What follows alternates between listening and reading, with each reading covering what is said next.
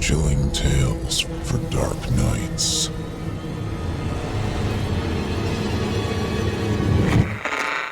Want to make sure you never miss a Chilling Tales for Dark Nights video again? Be sure to subscribe and hit that bell to turn on notifications. Grandpa Cobalt hated letting things go. Whether it was the wobbly chair he kept in his study or his favorite warped record he fed to the gramophone, looping the same groove over and over.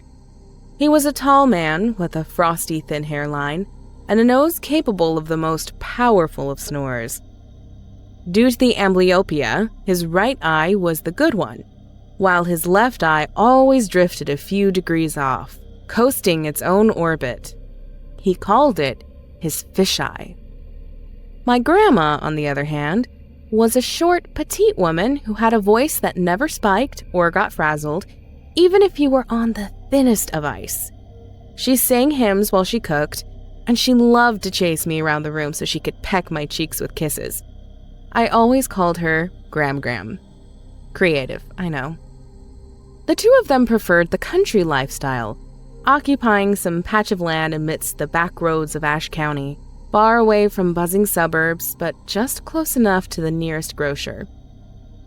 I remember being 8 and thinking their house looked just like a Christmas card in the snow, an all-American salt box with dark wooden siding, a steeply pitched roof, and an old red pickup that seldom left the lot. In the years after the last holiday trip, our interactions had been limited only to brief phone conversations and the periodic seasonal wishes. My grandparents did not come to visit, and neither did we. I sometimes felt sad how close my friends seemed to be with their relatives, and frankly, I blamed it all on the living distance between us. But the reality was, we were an estranged family, and rocky relationships with my father had left a seismic gap between both parties. I never did learn all those lurid details, but I know it involved a lot of money.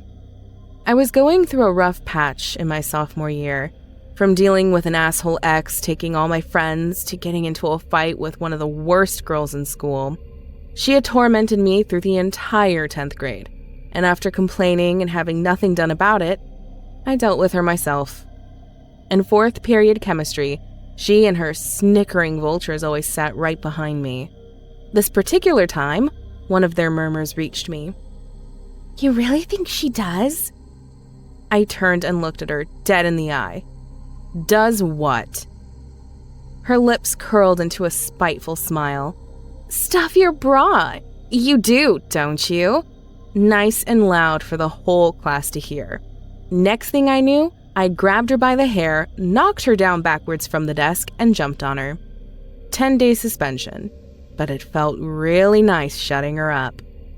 Worried for my mental health, my mother opted for me to stay with my grandparents for a week. Since her and Dad's divorce, she'd been working hard to rekindle the ties with her parents, and she probably saw this as a way to bring some normalcy back to our family. Happy as I was to see my old folks again, it was hard not to feel just a little used. The drive from Charlotte to West Jefferson was a 2-hour stretch. 1.5 if I'd gotten to drive. I like road trips, though. They're always a good excuse to bust out the old moleskin notebook and start sketching the scenery. Drawing was always my diversion to things. As the road eventually gave way to gravel, we reached the Saltbox house all by its lonesome, save for the old barn which occupied the same grounds. And the red pickup, of course. Gram was the first to greet us at the door, her small, delicate eyes widening behind her spectacles. She was wearing a cornflower blue turtleneck. "Oh my," she gasped, gently cupping my shoulders with her thin hands. "You can't be Emily. You're too tall." You got me. I'm an imposter.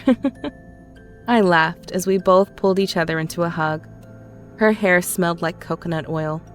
She led us through the foyer and into the immediate living room that spanned the width of the house. It oriented around a fireplace, which funneled up to a large central chimney. The interior still held its log cabin charm, from the hickory floorboards to the exposed hardwood beams of the ceiling. In the corner of the living room, sunlight glinted on the old mahogany armchair by the window. We headed into the small kitchen. Its soapstone sink and aged finished cabinets still looked the same, but seemed lower down than my childhood memory recalled them. The wall still bore the sign that read, "No home is complete without the pitter-patter of rabbit's feet," complete with a rabbit's foot keychain dangling at its corner. It was an eerie feeling being back after 8 years, and finding that really nothing had changed. The house was a hidey hole, untouched by time. I headed through the side door and up the cramped walkway that led to the L-shaped staircase to the upper floor.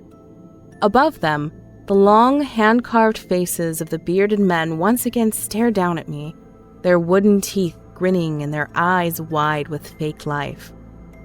While the adults chatted downstairs, I unpacked in the guest room. The closet smelled of mothballs, which left a lasting in-the-nostrils effect everywhere else in the room. With my clothes stashed, I walked the hallway and stopped at the closed door of Grandpa's study. Muffled rustling sounded from inside. I knocked lightly against the door.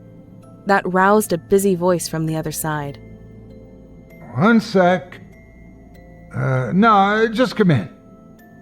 I peeked briefly inside and then let myself in. The blinds were closed, and the dark space was lit only by a desk lamp. Beneath it, Grandpa Cobalt's head was bent forward toward his desk, the pocket knife in his hand slicing carefully at a piece of wood. Chips and fuzzy shavings perforated the workspace as he whittled more of its shape down to a fishy outline. You can grab the light, he said, clearing his throat as his good eye left the project. Although his voice was a cheerful one, his lips remained curled in a permanent, dignified expression. I flicked the switch, lighting the rest of his office up. It was exactly how you'd picture a fisherman's office to be. An old, big-mouth Billy Bass mounted on the wall, bayou-themed knickknacks lining the shelves, and pinned just above the old gramophone, a wide hanger of fishing lures, all carved and painted by Grandpa himself. His surroundings hadn't changed since I'd seen him last. The chair lightly teetered as he left it and clapped a firm arm around me. Been too long, pal. Barb's been cooking up something special for you guys. Can't wait for that. I smiled and returned the embrace. My mother ended up staying for dinner before the drive home, giving us all a chance to catch up on things and to clear the air, per se.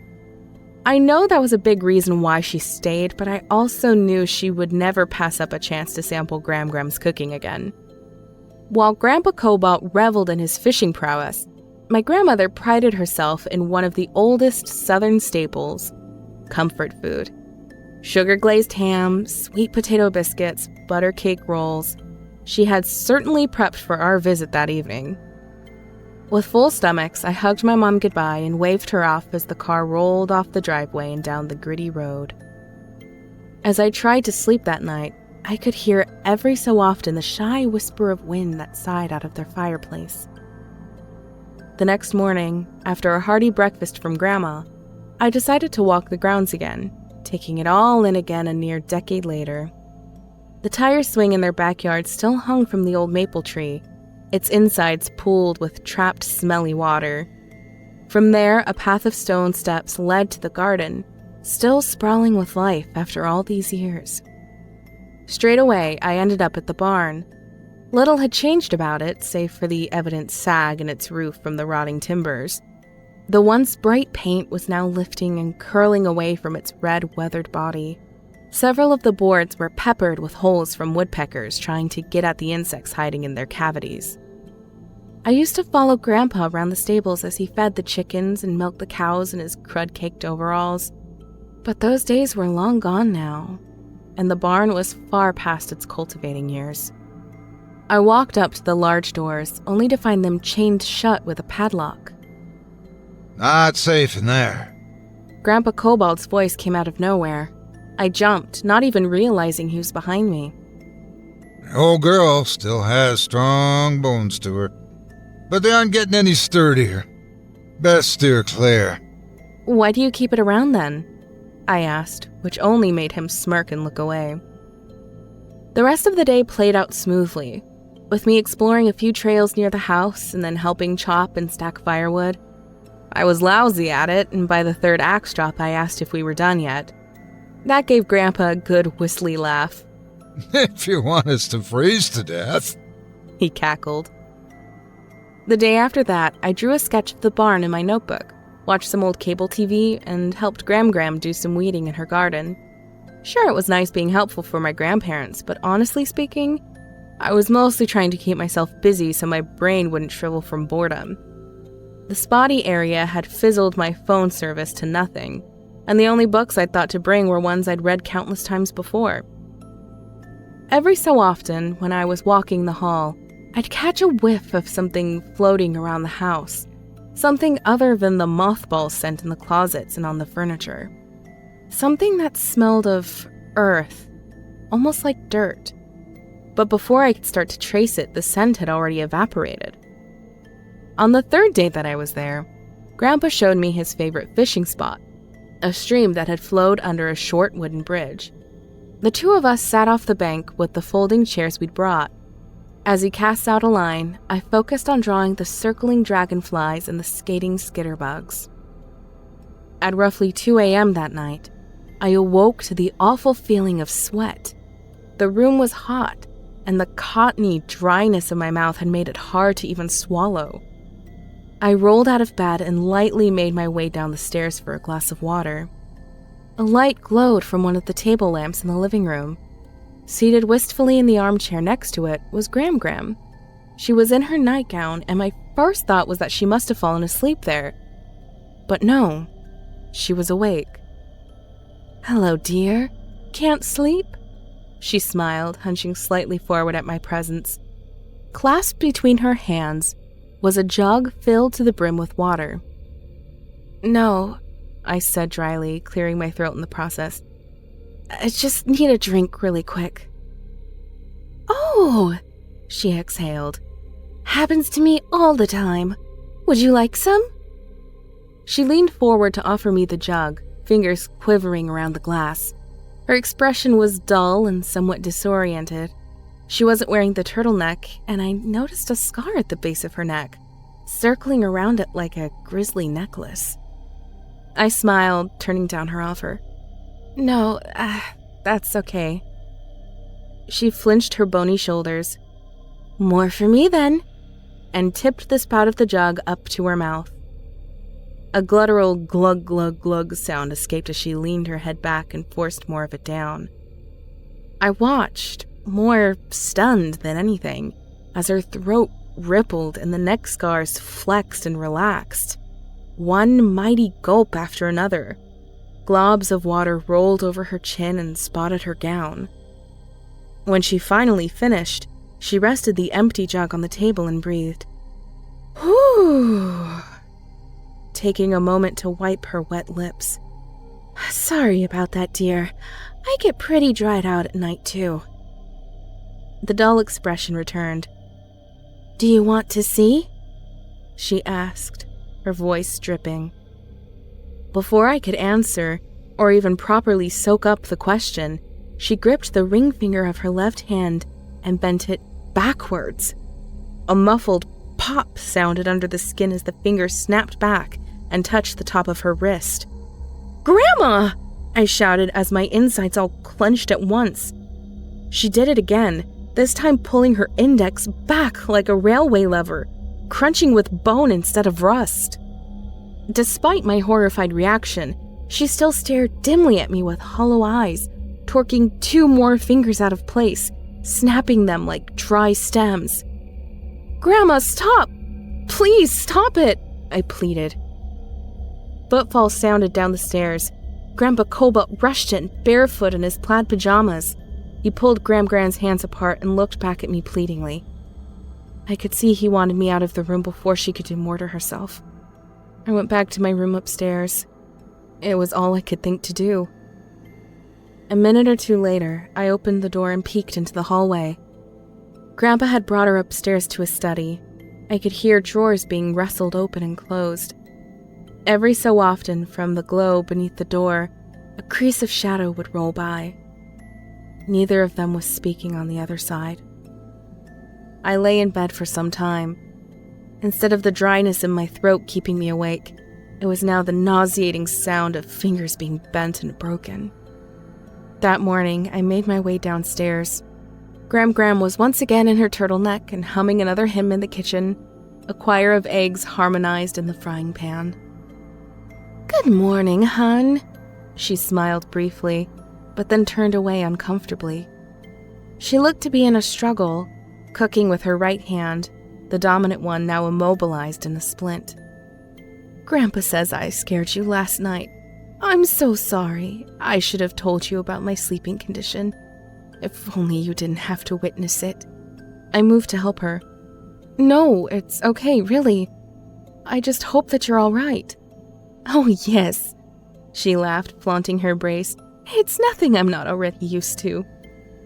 Even though it gave me some answer for what happened, it still didn't quite add up in my mind.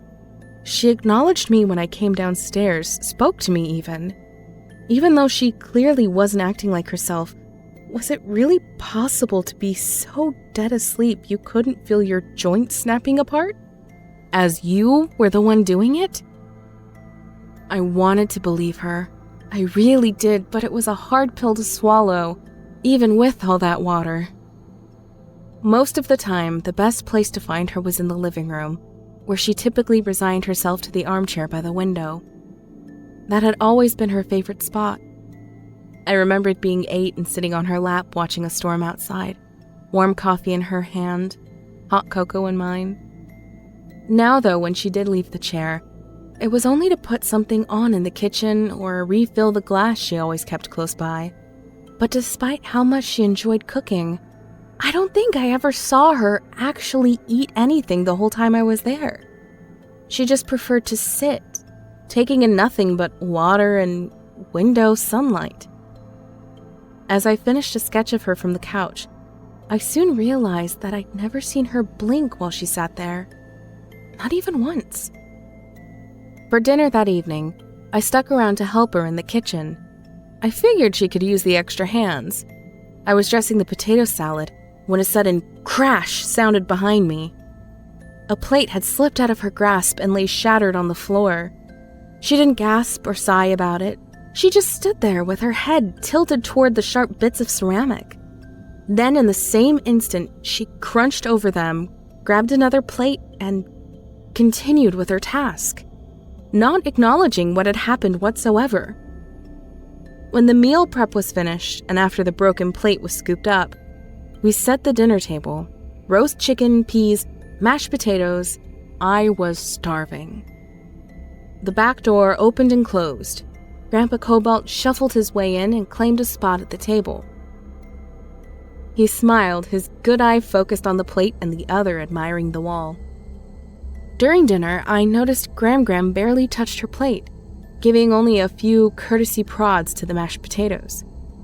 I stood up to take my plate back to the kitchen. She looked up in surprise. "Where are you going?" "I'm finished. Getting pretty full here." Her brow darkened and her eyes marked me dully behind the spectacles. "Kids who do not clean their plate do not get to play. Please sit." A few measly flecks of chicken were left for me to finish. "I'm good, thanks." I laughed a bit, taking it as a joke. Her face first went slack, and then all at once clenched into a crinkled mask of anger. "Clean your plate!" Barb! Grandpa spoke up, still chewing some food. Leave her be, she's finished. Leave it be. "It is a waste," she said fiercely, arms shaking. "A waste of good food." "Finish your own plate then," I almost shouted back, but bit it back. Instead, I continued toward the kitchen. Dishes jittered, a heavy thud resounded across the table. I turned. Gram was standing up now. Lips taut with anger, her whole appearance looked different. My sweet, gentle grandma had wavered into something else. Something hag-like. "I said eat!" she screamed. "Eat! Eat! Eat!" Each word was spat and fueled by another pound of the table. Her glasses dropped into the potato salad. Grandpa Cobalt left his chair and moved to calm her down. I was much more angry than afraid at her outburst. I opened my mouth to tell her off, but then I saw it. the black substance running down her face. It oozed from her left ear, dripping densely down her cheek and over the curve of her chin. I thought it was blood at first, but no, it was too sticky, too thick. Grandpa seemed to take notice as well as he grabbed a napkin to wipe her face. I left through the kitchen and then out the back door to get away from the shouting. It was all too much to handle. I found an outdoor bench in their garden and sat on top of it for a while. Grandpa came out and joined me, his face florid with exhaust. Hey, He said quietly. I'm sorry about all this, Emily. Your grandmother's going through things, difficult things that impair her mentally. She doesn't mean it, and believe me, she's trying her best. She'll be back to her old self soon. Just give it some time, I promise. He wrapped his arms around me in a firm hug and then headed back inside, leaving me to my thoughts.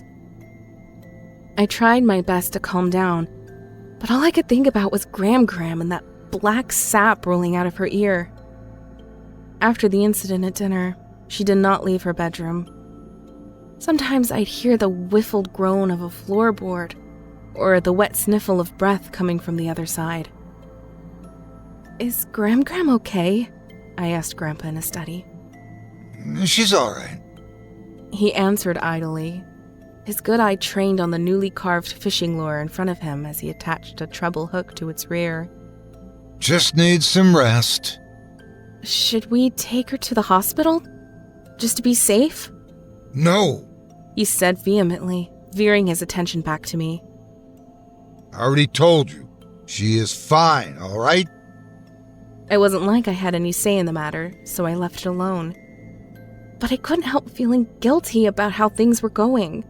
It was like I'd become a nuisance instead of a guest. That night, a loud thump roused me awake. I heard movement down the hall, and judging by the mutters and mannish grunts, I guessed it could only be my grandfather. He grumbled and sighed as he made his way slowly down the stairs, like he was lugging something down them. The back door opened and closed. I glanced out the window and spied his hazy outline pass through the darkness and cut across the grounds. He approached the dark silhouette of the barn, fiddled with the lock at the door, and vanished inside. It was one thing to be awake at this hour, but an entirely different thing to be entering a place he deemed too dangerous to set foot in. I settled back into bed, the curiosity keeping me awake even longer.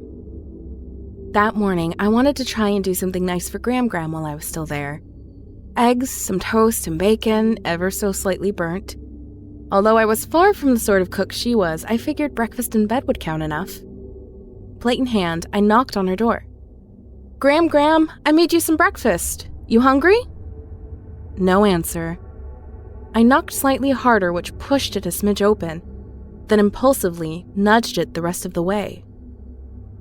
The first thing to hit me was the smell, the same earthy one I'd been catching in periodic wafts in the house, but now sharper and thicker than ever.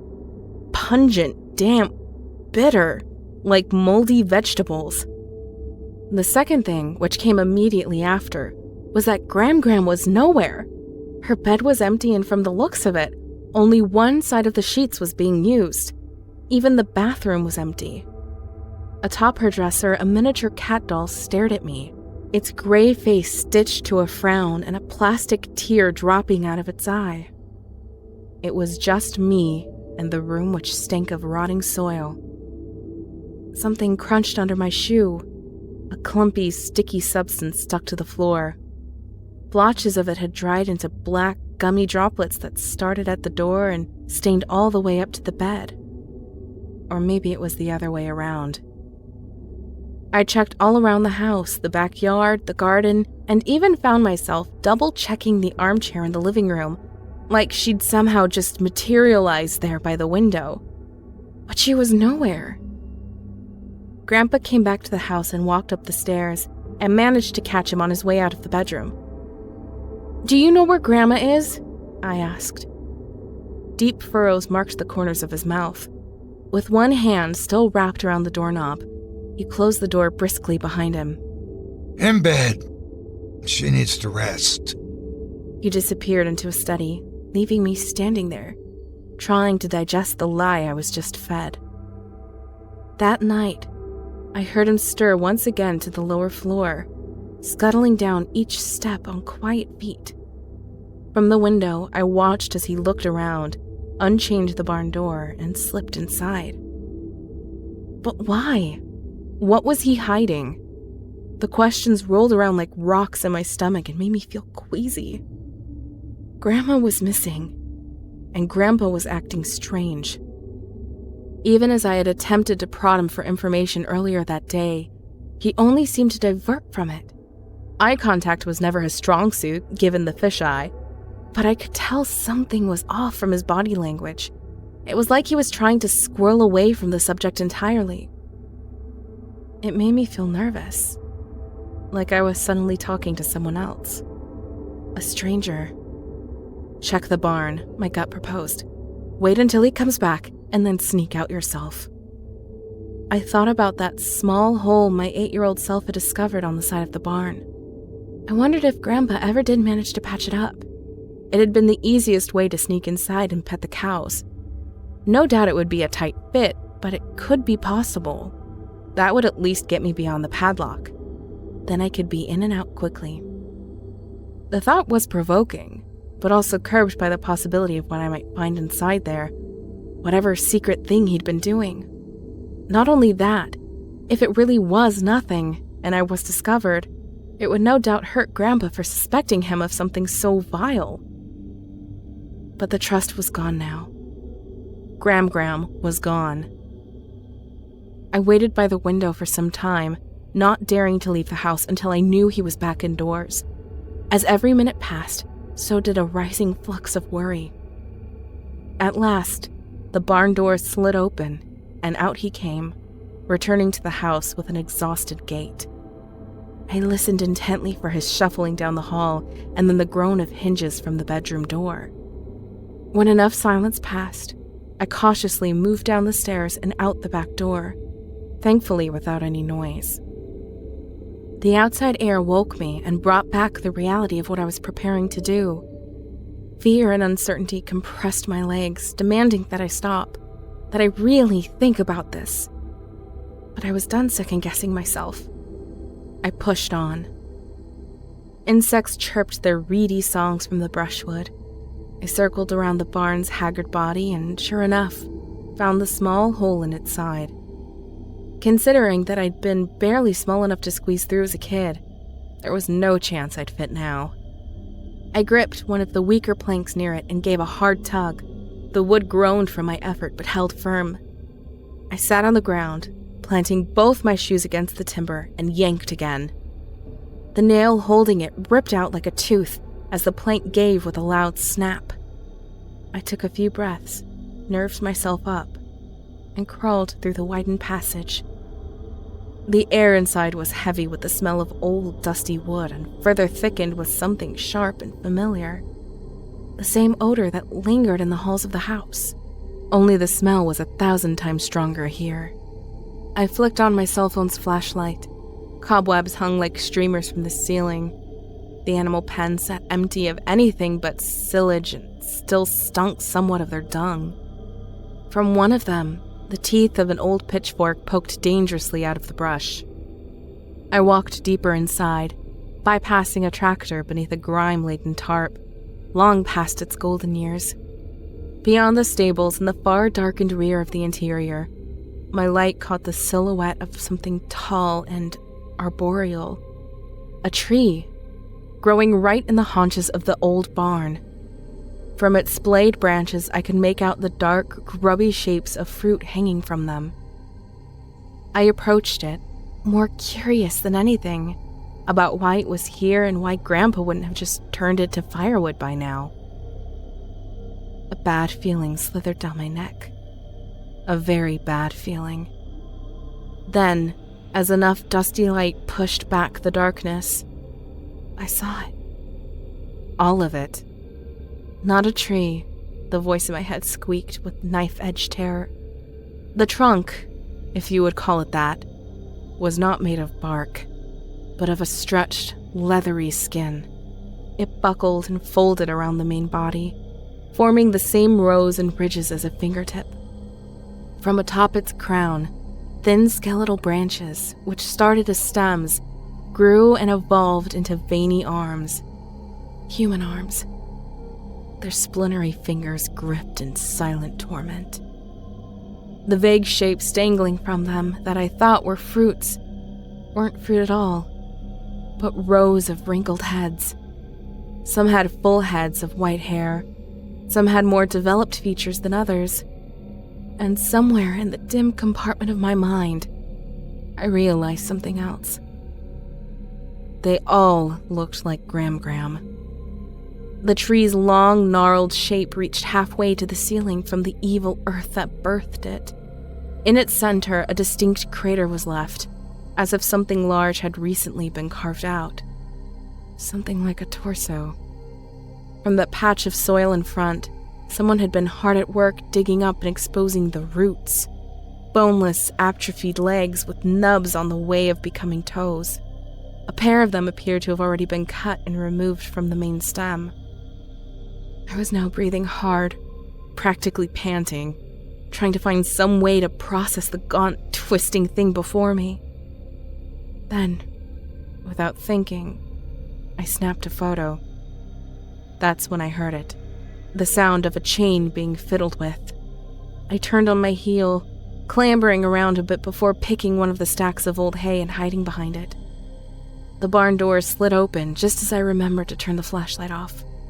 Overhead lights flickered on and glazed the inner space with a soft yellow glow. Boots made their way inside, thumping over the matted hay. I leaned closer into my hiding spot, straggly bits of straw poking into my cheek. Grandpa Cobalt came into view, approaching the nightmarish thing with a slow, burned-out pace and a few exhaled murmurs. A large empty sack was strung over his shoulder. Taking no notice of me, he maneuvered around to a small workshop in the corner, where a rack of brooms, a shovel, a manure fork, and a stained pruning saw hung in wait. Bypassing those, he first gripped the wooden ladder, situated it at the front of the tree thing, and returned for the handsaw. I couldn't look away from him, and the thick air I'd been breathing had started to make me feel lightheaded, like all this truly was just a bad dream. Stepping on a few of the rungs, Grandpa surveyed the hanging heads, cupping each one by their cheek with his gloved hands. He opened their mouths, checking their teeth. Finally settling on one, he gave a little twist and plucked it like a fat, ripe apple. The selected head went into the bag. He repeated the process for the tangle of arms, looking each of them over. Upon choosing the best two, he brought the saw up to where their collars met with the rest of the trunk and started cutting. The silver fangs chewed through them, producing a wet, grinding sound with each stroke. I pinned my hands over my ears, trying to keep out the noise of moist, ripping fibers. The arms drooped and dangled from their stems, and after the split, were quickly fed to the bag. Black sap drained from their stumps. With his bag full of the chosen parts, Grandpa Cobalt slung it over his shoulder and brought it to a door on the side of the room. It opened to a short, small space where a light hung above a table. A white sheet was draped over it, a vague, silhouetted shape beneath it. He closed the door shut behind him. Can't stay here, my thoughts sloshed and finally churned out. Have to go. Have to get out. I cautiously moved toward the way I'd come in, planning to cut through the empty pens in order to not be seen. But instead of my foot finding soft earth in my next step, I felt something hard and wooden. A trapdoor. Its frame was as dilapidated as the walls around me, and I'm almost certain it would have given beneath my weight had I continued. I tried to peer through a gap between its boards, but it was too dark, even with the overhead ruddy lighting. Checking back once more behind me, I faced my phone between the boards and flipped the flashlight on. The cavern below lit up, and had I not clamped a hand over my mouth, I would have finally let a scream slip out. A body, no, several bodies, were down there, stacked nakedly over each other in the pit, as though dropped one at a time. Their skin was flaking like old paper. Their eyes were dried in their sockets, their dry lips curled in mummified sneers and grimaces. But the worst of all was the one on top of the pile. Its white hair spilled behind it, and a splint still fitted around its bony wrist. The time between squeezing back through the hole in the wall and running back to my room felt stitched together, split maybe between 2 or 3 blinks. I fell against the guest room door, closing it, and sank to the floor, hyperventilating in short, quick gasps. My heart flip-flopped in my chest. My mind was trying its solemn best to keep it together. I dialed my mother's cell. Pointless. The signal could not reach the towers beyond the mountains. All I could do was wait for her to come and pick me up tomorrow. Then I tell her everything. I tell everyone everything. The downstairs door pulled open, and the drumming of shoes drew closer. There was no lock on my door, so I made a cautious but quick crawl toward the bed and rolled the bedsheets over me. Boot heels thumped up the stairs, traveled down the hall, and stopped at my door. I held back the air in my throat and rested a hand over my thrumming chest. The doorknob jostled softly, then twisted, as the door inched open with a horrible, terrible groan, only partially opening. I lay still, hoping he'd see that I was asleep and move on. Then, in a voice so unfamiliar I could hardly understand it, he spoke through the crack.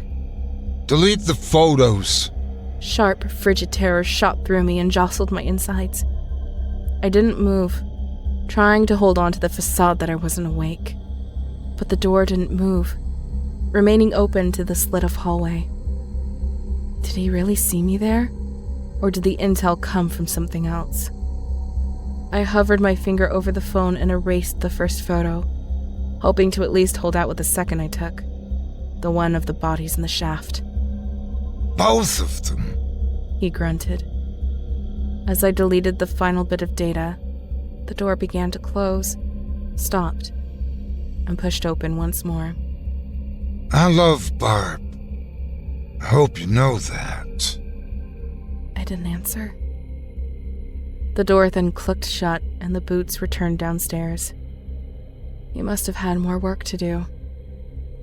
I looked emptily toward the window. The sun was on the rise, slowly shifting the night into a newborn dawn. I did not leave the room, even as the disk of sun finally peeped over the hills, even as the smell of delicious food wafted through the vents, even as the sound of footsteps came to and fro from the hall. Then I heard it, the sound of wheels crunching gravel outside. My mom was finally here. I rushed downstairs, planning to meet her before she even touched the doorbell, but as I reached the living room, my legs deadlocked, the familiar cold air of shock washing over me again. "Well, look who decided to join us," Gram trilled from the armchair. She was in her turtleneck, and the splint rested securely over her mending fingers. But it wasn't her. It was a collection of parts, of pieces from the tree thing, all strung together beneath that sweater. Behind the collar over her neck, I pictured a fresh ring of scars, maybe even stitches hiding under the fabric. Were there still guts and organs within them, or just more heaps of black sap? I knew this wasn't Gram, just like I knew it wasn't the same Gram I spent these days gardening and cooking with. It was a different one, a new one, freshly picked and pulled together. Was my real grandmother dead? Was this some deal Grandpa Cobalt made to never lose her? A deal with the devil? Did he just wait for one to shrivel up before carving out a new one? "Are you all right, dear?" it inquired. "You're so pale. Are you hungry? Do you need some water, maybe?" I never knew what it truly meant to see the light leave someone's eyes, but behind those spectacles, the eyes were dead and dull, wide with fake life. A knock came at the door, prompting the thing with Gram's face to sit up. "That must be your mother! Finally come to rescue you from us!" It laughed. As she pulled open the door to let my mother in, all I could do was stand there. That isn't Gram, it's something else, I tried to say. The words died on my tongue. A tight queasiness bubbled up my throat and made the room spin. I just wanted to leave. I just wanted to go home. Grandpa Cobalt didn't leave his study to say goodbye to us, and frankly, I wanted nothing more. From upstairs, we could hear his gramophone beginning to play. "So how was it?" Mother asked on the drive back. I tried again to tell her to spill everything I'd witnessed, but the same dizziness returned and closed my throat. Needle-sharp pain filled my ears and only grew worse as I tried to push the words out. "Hey, are you okay?" my mother asked, seeing how much I was struggling. But I couldn't blurt it out. The awful, horrible images swelling in my brain. Even as I tried to write them down, the seasick feeling intensified until I couldn't even see straight. Maybe it was something in the food, or maybe I'd breathed in too much of the thick, moldy air inside of that place. But one thing was certain. They had no intention of letting me reveal what I saw. Not in my whole life. Not even on my deathbed. Even as I tried later to recover the photos from the barn, the files were too corrupted to fix. Lost forever. But there was something I did manage to get out of that car ride. Something that only ended up confusing my mother even more. "Her splint was on the wrong hand," I said. Despite all my mom's efforts to revive our family ties, things ended up falling silent after that. No more annual check-ins or seasonal greetings from my grandparents.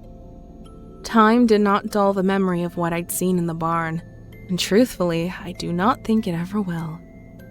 Visceral horror can't be erased. It can only be negotiated with.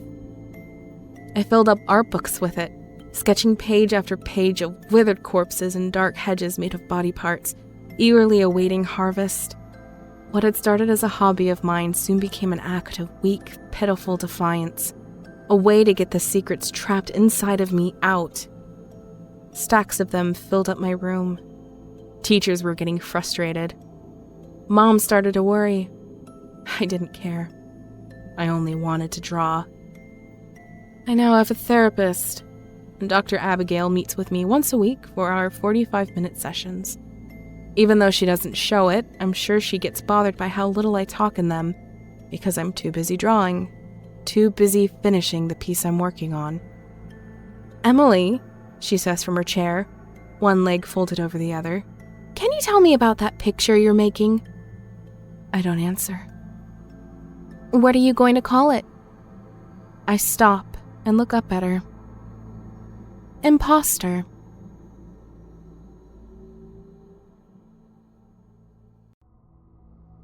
Ghost from the past. "You know, Jake," there was a brief pause, "that is your name, isn't it? Michael didn't do it. He didn't kill me." A female voice spoke softly, but with a hoarse tone. A voice that barely broke the sound of the hum of the car's tires rolling atop the highway underneath. The woman's words broke the silence that previously seemed to swallow the interior of the transport vehicle Jake was driving. The radio knob hadn't even been twisted to the on position yet. Jake always spent the first several hours driving in silence, clearing his thoughts before he became comfortable enough to let the music wash over what was left in his head. Today he'd been wrestling mentally with circumstances he had let himself get drawn into and the possible outcomes from such. Truth be known, he wasn't certain how long the voice had been audible, but he finally reached to the dash and checked the volume knob on the radio. He believed it must have somehow gotten turned up. These new damn digital electronics? Am I losing it? He questioned himself. Jake Hobart didn't immediately look over to the seat next to him. After all, he knew it would be empty. He was alone, unless you count the corpse in the casket behind him under the linen cover. He did eventually glance over to the passenger's seat, and yes, it was empty. "Oh well, that settles that," he thought as he reached to flick the volume knob back down. He looked at the radio with question when he found the knob already turned to the off position. He knew he had been drawn from his internal thoughts by the sound of a woman's voice. This tickled his awareness now significantly. On the one hand, he was technically driving alone, Nothing but a body in the back that had been buried for 17 years before he picked it up. But on the other hand, he wasn't accustomed to hearing voices speaking to him within an empty SUV, male or female. He glanced into the rearview mirror, scoping the interior briefly before returning his attention and gaze to the road ahead. He had been driving without rest for several hours now, having left New Braunfels, Texas, southwest of Austin. That was where the body behind him inside the sealed casket had been previously interred. There hadn't been much there, really. Typical Texas town in the middle of nowhere. The trip hauling the cargo would take him through Louisiana, Mississippi, Alabama, and Georgia, before finally arriving in Charleston, South Carolina, to deliver the body of a deceased woman to the morgue. He had heard another autopsy was ordered to be performed, but that wasn't any of his concern. His job was to deliver the package safely and without incident. He didn't really care about anything other than collecting the money at the end of the contract. He had hoped they would be done quickly and contract him for the return trip. The money was good, and it was easy. Money was what he needed. The time to plan his future was a welcome bonus. He relished the alone time to sort things out. Jake's eyes began feeling on the heavy side now, but he knew his drive wasn't over for the day yet. It wasn't up to him when or where to stop for breaks or hotels to sleep. He was merely the wheelman, nothing more, driving the vehicle that held the freshly exhumed casket and body of Caitlin Cameron, a woman possibly murdered 17 years ago. The television news had been mentioning a novelist who was now on trial for the murder of another woman who was his current wife. She had died in a very similar way, found at the bottom of stairs in a pool of blood inside their home. Unfortunate for both the women and now the author. The unmarked GMC's side windows were tinted dark, and the paint was silver instead of the usual black. The South Carolina DA didn't want the hauling vehicle to look anything like an agent's vehicle. No government plates either. He didn't want any attention drawn to it. The decision to exhume and then drive the body all the way back to Charleston for their people to perform the new autopsy had been a controversial decision. Therefore, no breaking the speed limit or maneuvers that might draw scrutiny from anyone. Those were Jake's given guidelines. It was simple. He was only a hired driver. No unscheduled stops without requesting them from the trailing escort, a plain Jane Impala, period. He was merely a pawn for this trip. He was made to feel it, too. At dinner stops, he would eat alone, usually with the escort team eating at a table near him. He didn't understand the clandestine nature of the contract, but it didn't matter. The outcome would be a sizable payoff for just driving a dead body from point A to point B. Jake, of course, had been watching the news beforehand and seen the headlines in the Charleston area. He was just like everyone else who lived there. Who hadn't? It was the hot topic in town again. The preparation for the somewhat famous author's murder trial had been the top story now for over a year and a half. The murder of his wife, Claire, in the hallway at the foot of the stairwell. Then all the talk about the exhumation of this body, another woman possibly murdered in the same way. This deceased female now behind him and the DA's plans to re-examine her remains were mentioned 6 months ago and had been the root of squabbles between the district attorney and the defense's team. Of course, battles between the two over every aspect of the upcoming trial were a regular news event ever since Michael Carrington had been arrested. His thriller crime genre series, The Mike Mulder Chronicles, Murder at the Stairwell, Book 4 of his series of 12 others, was written 6 years earlier and held some plot circumstances. That fact drew close scrutiny into his possible involvement in his wife's death. Some of those same similar aspects of his book and the murder in it were also closely matched to Caitlin Cameron's death 17 years earlier. Had he used the same crime twice? And foolish enough to put it in a book? Jake had settled back into mulling thoughts over in his head and listening to the quiet volume of the radio, when again came a low, raspy voice of a woman. It cracked in a broken voice, spoken in a tone as if kept silent for years. Like I was saying, Michael didn't kill me, Jake. I would know if he had. Now, those bastards are going to carve me up again for no valid reason, just to try to pin my death on him. He didn't do it. but at least I'm out. I'm not 6 feet under cold clay. The voice registered differently with Jake than the background music from the radio. It's funny how the mind can play tricks on a person when they're tired and under pressure. Jake was both, but he couldn't let anyone know it. He desperately needed the money from this gig. If the cops who were escorting behind ever caught wind of his present mental state, well, there would be hell to pay, and he couldn't have that. He had a family counting on him. He never needed cash more than he needed it now. He had made foolish mistakes. He couldn't let his family pay for them. A conversation of spirit. I loved Michael.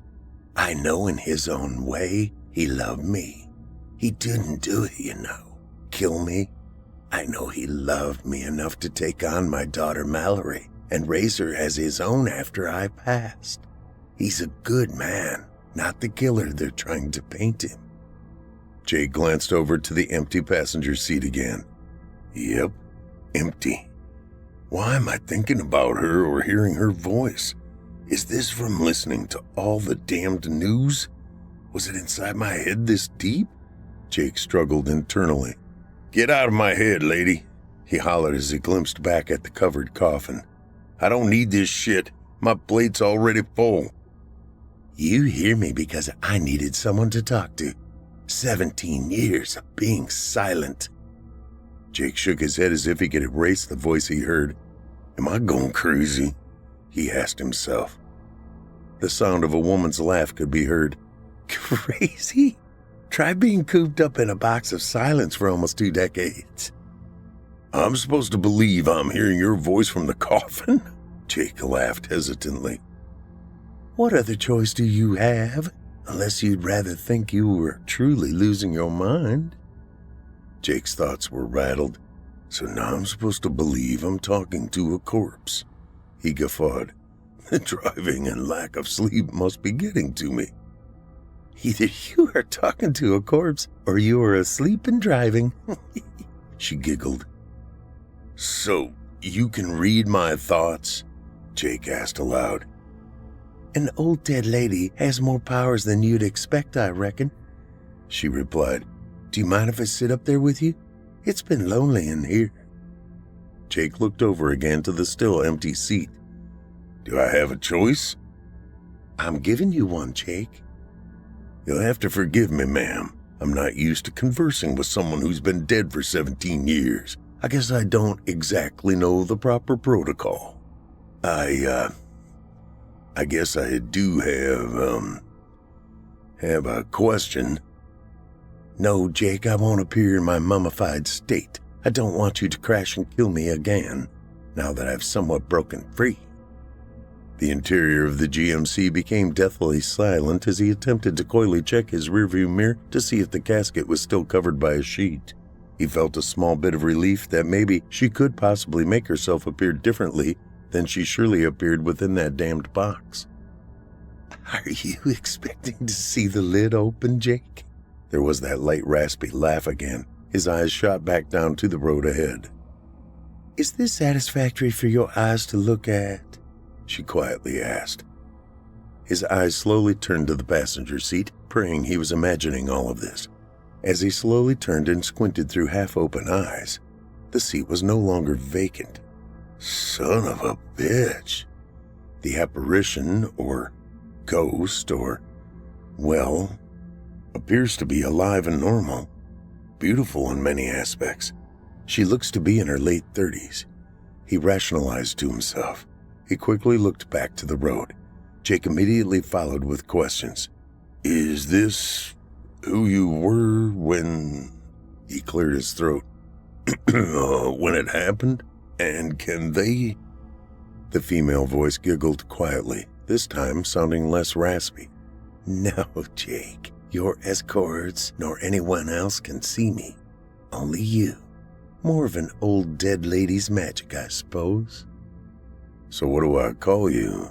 Mrs. Cameron or... Jake asked. Oh, Jake. We have a lot of miles to share together. We don't need to be so formal, do we? Just call me Caitlin. That's the name I miss hearing a lot. Jake heard sniffles and started to turn to look at the ghost of Caitlin in the passenger seat, but his radio suddenly went off. It scared the shit out of him, making him jump. Come in, Jake. What in hell is going on up there? You're bouncing between the sideline and center line like the steel ball hitting bumpers in a pinball machine. You need a break? Come back. Yeah, I may need to think about getting some coffee and a restroom break. Come back. Jake turned to Caitlin. I'm not sure if I'm falling asleep and daydreaming you and this or... Oh, I'm here, Jake, I assure you. I've been forced to be quiet for a long time, and I suddenly feel like a schoolgirl who's been grounded for months to my room. But now suddenly, I've been allowed in a room full of chatty Cathy's. I want to talk. Caitlin looked at Jake as her smile changed to a tear appearing to attempt to peek its wetness from eyes that no longer contained any moisture. I won't go back yet. Not to that cold and cramped box. The sound of cries began, but then were immediately cut off by her own words. It was made with beautiful white satin, as if it would be a comfortable place to spend an eternity nestled into. But it isn't. And I won't go back. Not yet, and maybe never. I need to talk. I need to feel real again. I want to experience the softness of a touch. Her hand began to reach toward the steering wheel, where Jake's hand grasped it tightly. I'm not going anywhere, Caitlin. I'll be back. It's just a break and a chance for the escorts to make sure I'm good to drive. Believe it or not, you are a very protected body. I'll be back. Caitlin's hand withdrew before contacting Jake's. I'll be with you, Jake. I'm not going back in the box. Not yet. And I'm not letting you out of my presence. Jake felt a brief chill. He wasn't certain if it were from her words or her near touch, but he felt it. No one will. We'll see you, though, right? No one, Caitlin replied. A break to refocus. The GMC took the next exit and turned east towards the truck stop before rolling in and parking up front. Jake had been directed to always park within view of his vehicle and its cargo. The contents were very important to the Charleston, South Carolina DA and couldn't be tainted in any way. While Jake wasn't an extraordinary wheelman of any kind, he did listen and follow instruction well. He was dependable. He needed to complete this job and get paid. Jake sat drinking his large coffee, scanning through his phone as the two officers sat at the table directly behind him. Jake looked up from his plate of food and choked, coughing and spitting a bit of his sandwich out onto the table. Caitlin smiled as Jake's eyes widened. Her sudden appearance seemed to have shocked him. No, Jake, they can't see or hear me. Only you can. It's okay, I promise. Just don't verbalize your answers out loud or visually respond to me. Remember, I can hear your thoughts. Jake felt very uneasy. Feeling as if he were on stage and out in the wide open made him very uncomfortable. He just knew everyone in the diner could see some form of oddity or guilt written across his face. Please, Caitlin, just make it where I can't see you. The officers are going to know something is up with me. I can't afford to be removed from this job. I need the money, Caitlin. I knew something was up with you. What kind of trouble are you in? She replied. Jake nodded his head in affirmation, but attempted not to mentally explain. We can do this later, he thought internally as an attempt to explain himself. He lifted his cup of coffee and then gulped. Would you like a refill? The waitress asked. I asked you not to talk, Jake snapped out loud before realizing it was the waitress and not Caitlin talking to him. He looked up. I'm so sorry, ma'am. It's been a long day of travel and, fight with my wife on my phone just minutes ago. I didn't mean to bark at you. She filled his cup and smiled. It's okay, sir. I hope your day improves. Bill, one of the officers who had been riding in the escort vehicle, put his arm on the seat back and pulled himself around so he could see Jake after the waitress walked away. What the fuck was that about? Are you okay? He asked. Jake turned slightly and answered, I'm fine. Just give me a few more minutes to drink my cup of coffee down and I'll be fine. Small tiff with the wife on the phone. I'll get back to listening to some country music and be fine. He laughed. That fixes everything, you know? Well, hang in there, sport. We're stopping for the night in Gulfport. Rick, the other officer, told him. Just down the road a bit, not too far, and we can close this little part of the journey off for the night. Thank you, sir. Sounds perfect. I'm ready to go after a quick stop in the restroom. Back on the road. Are you still here? Jake asked as he backed out of the parking space, waiting for his escort to pull in behind him. There was no immediate answer. He glanced into the rearview mirror toward the casket. I knew the pressure was getting to me. I'm going crazy. Talking to dead people. He guffawed. Jake turned onto the highway ramp and tried to explain away the last hour of conversation he had shared with someone deceased and buried in Texas soil for the last 17 years. Why did I agree to this? He thought to himself. I'd say it was predestined. Caitlin spoke and then smiled. Jake flinched in his seat. Sorry to say, but I was almost hoping you'd decided to stay at the truck stop. I have my limitations, Jake. I don't know if that is even possible. I may be somewhat tied to the box, like a ball and chain is for a convict. I'm not alive and able to make all of my own choices. There seem to be limitations. I'm sorry, I'm not used to talking to people who aren't here in front of me, in the same relative form of existence, in the flesh. Jake's hands gripped the steering wheel tightly, his forearms clenched with frustration of his circumstance. I don't know what the hell. I'm sorry. That was a bit of a rude thing for me to say. Caitlin's hand moved slowly once more toward Jake's. He felt the chill become colder the closer her hand moved to his. Will I be able to feel her skin? Will it be solid or a mist? These thoughts raced through his mind as he kept his eyes on the road ahead. He kept watch, though, from the corner of his eye on Caitlin's fingers as they drew closer. His heart raced, pounding deeper within and full of resounding booms. He also felt a queasy pulsating inside his stomach. His breaths became quicker, and his hearing seemed more intent to every sound around him. The white lane markers blurred from separate painted stripes into one continuous line as the GMC forged forward at highway speed into the beginning sunset of the evening. The top of his right hand suddenly became frigid cold, and his first reaction was to pull away quickly as one would after reaching deep into the icy water of an ice chest to grab a chilled and near-frozen beer. He fought that urge to jerk away, though. Thank you, Jake. Thank you? Jake questioned. Yes, thank you. I appreciate you for talking to me, for letting me touch your hands and not pulling away. You're the first living human I've touched since I died all those years ago. You could never understand what this moment means or feels like, or what it's like to be locked in a tight, cold, and dark, silent box underneath the earth and clay for 17 years all alone. It may as well have been 1,000. I thought time would stand still forever with me trapped alone. I don't understand why I didn't pass to the next life. Maybe there isn't one after all? She squeezed Jake's hand as tight as she could without her fingers passing through his hand. Oh my God, the silence I've endured. She sighed. You've been so kind and considerate. I thank you for being so compassionate to my, circumstance. I can't imagine, Caitlin. No, Jake, you can't possibly. 1,000 years goes by in more than 1,000,000. I know that doesn't make sense. I would have called someone crazy if I were to hear them make such a ludicrous statement before. Living it myself? She tried to snicker. Living it myself? It sounds like such a silly faux pas, doesn't it? It's been anything but living, Jake. I feel like a criminal locked away from humanity for something horrible I've done. Only, I haven't done anything to deserve this punishment I've been condemned to. I'm only guilty of possessing a body that gave out on me. An aneurysm. That's what it was, Jake.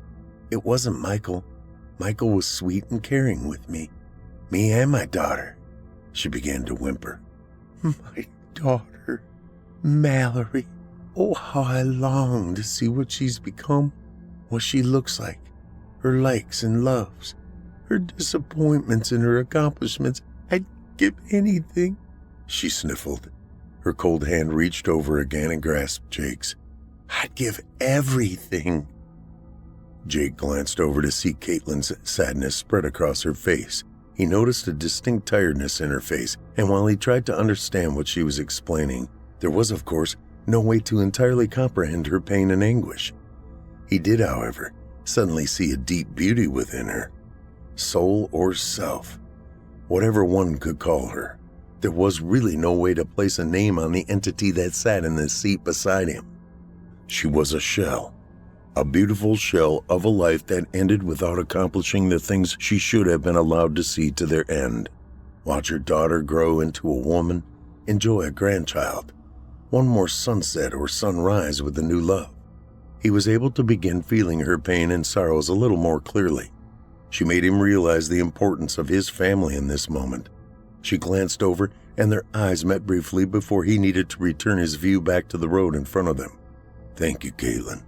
He spoke as his eyes remained straight ahead, never veering his glance as he continued. "You've given me hope, and I wish I could return it back to you tenfold." She continued to watch his face, not turning away as he had needed to do. She watched the humanity within his demeanor, knowing she was indeed fortunate at this moment that her wheelman had ended up being Jake. He was an example of a strong, virtuous human being, and she began to feel an odd bond. She wasn't foolish enough to think the undead could bond with the living, but she felt his warmth briefly, and it reminded her of the life she had once been allowed. As she studied his face and body, she noticed his strong jawline. He was handsome. He was surely an outdoorsman, she could sense. Maybe it was his clothing or just a look he held within his eyes, but she felt he was strong in character and probably morality too. She wondered what kind of trouble he could possibly be in. The radio went off again. Jake hadn't noticed they were in fact only a few miles from Gulfport. He had watched the Gulf coastline appear and disappear on the passenger side of the vehicle as he drove, and conversed with an oddly beautiful dead woman sitting in the passenger seat next to him. He was paying attention to driving without truly paying attention. He was surprised the radio hadn't gone off sooner from more erratic driving as he reached and picked it up. "This is Jake, go ahead." "Jake, Rick here. The Marriott Courtyard is up ahead. We're checking in there for the night. You got room 110A. Go ahead and check in at the desk. It's under your name. You're relieved of duty until 8 a.m. tomorrow morning. We'll meet for breakfast at that time in the restaurant near the lobby before heading out for day 2. GMC stays parked in front of your room for the night. No troubles, right?" "Yes, sir. Room 110A, 8 a.m. in the morning, and Roger on the no rides, no trouble. Out." There was brief silence in the cab of the GMC. Jake suddenly felt a bit uncomfortable. What about sleeping arrangements? Again, protocol of sharing a room with a dead woman was unknown. He wondered to himself, I wonder if there are 2 doubles, or just where would Caitlin... There was a giggle that came from the passenger side of the vehicle. Jake turned. "What's so funny?" he asked innocently. "You are, Jake. Remember, I can read your mind. Already worrying about what this old lady has planned for you tonight?" "Well, yes, you did say you weren't going back into the box. I suppose that even meant for a night's rest." "No, I'm not going back in there, not even for a night. If you'd like and would feel more comfortable, I could go sleep on the beach." She was smiling when Jake glanced over to check her expression, which drew a similar smile across his lips. "I'm not going to put you out on the street, ma'am." "Oh, ouch. There's that formality again I thought we were past." "I'm sorry, Caitlin. It was my shot at humor. I don't fare too well with that after driving all day, I suppose." He winked at her. "You're a handsome man, Jake. Do you have a wife, kids?" "I thought you could read my mind," he quizzed. "Limitations, Jake. While I can do a lot, I do have those silly damned limitations. I guess there must be some subject matter I'm unable to pry into." "So when are you going to fill me in on just what those limitations consist of?" His statement drew a giggle from Caitlin. "Never. I'd rather keep you guessing and on your toes. Besides, what fun would we have between us then?" As the GMC pulled into the courtyard, He looked for a parking place close to 110A, knowing Bill's room would be next to it. I've got to go in and pick up the room key. Don't wander off, Caitlin. He smiled. I won't, if you promise to go for a walk on the beach with an old dead lady. Jake winked at her as he shut the vehicle's door. You don't really think I'd miss out on that, do you? That's always been on my bucket list. He grinned at her. We'll scratch that one off together after I get us checked in. Bill was getting out of the Impala that was parked next to Jake's GMC. Miss out on what? Bucket list? After I get checked in? He asked. You got someone in there with you besides the Cadaver, or are you talking to it now? Bill chortled and Rick snickered. Jake looked over and pulled his cell phone away from his ear. What's that, guys? Just talking to the old lady. He returned the smile. Bill nodded, and Jake snuck a look back into the window of his car and winked at Caitlin. He then thought to himself, I couldn't make this crazy shit up. Good Lord, I'm gonna need to see a damned good psychiatrist after this. He heard a woman's loud laughter within the GMC's compartment as he headed for the lobby door. The beach. The moon wasn't full, but instead held a beautiful crescent shape lazily tipped back to the left. The wind lightly blew through their hair, and the calm lap of the waves quietly slapped onto the grainy, sandy shore. The atmosphere was calming and relaxing after a full day of driving. Caitlin, Jake asked in a tone that sounded as if he were leading into a serious question. Yes, Jake, and no is the answer to what you want to ask. Caitlin, let me ask the questions instead of just reading them through your extrasensory perceptions. Please, remember, meaningful conversation only works when it's between both of us. Okay, I'm sorry. I shouldn't do that anyway because I love hearing the sound of your voice. Can you feel the wind blowing through your hair? Or the feel of my skin when you touch my hand? Was your answer no to these questions? Jake, I have to count on my memory for such things. Honestly, I can't even hear your voice like you imagine I do. No, I can't feel the wind on my face or, sadly, the warmth or softness of your skin against what you see as my hand. All of those senses that you enjoy feeling, I have to rely on my memories of how they felt or sounded or even smelled back when I was also living. Jake's face immediately dropped, and he watched the shallow water run over his feet as his bare toes sank into the beach they were walking. That makes me sad, Caitlin. He noticed his footprints left in the soft sand. He looked over to where Caitlin was walking beside him and quickly spied that she left no imprints in the sand as her feet merely glided over the granules. He let out a sigh of grief. It's so easy for the living to take for granted the things we don't even take the time to acknowledge. It's depressing when it's thrown back in one's face. It's okay, Jake. I still get to enjoy being here with you. I'm getting to know someone I wouldn't have known otherwise. She reached over again to touch his hand, and her coldness encased his soft skin. And I'm not lying alone in that satin-lined box beneath the Earth's frozen ground, and I'm thankful for that. I'm grateful that Michael is willing to pay a certain price to enable my temporary escape from that place. Jake glimpsed at Caitlin, questioning her statement. Well, what do you mean, willing to pay a price?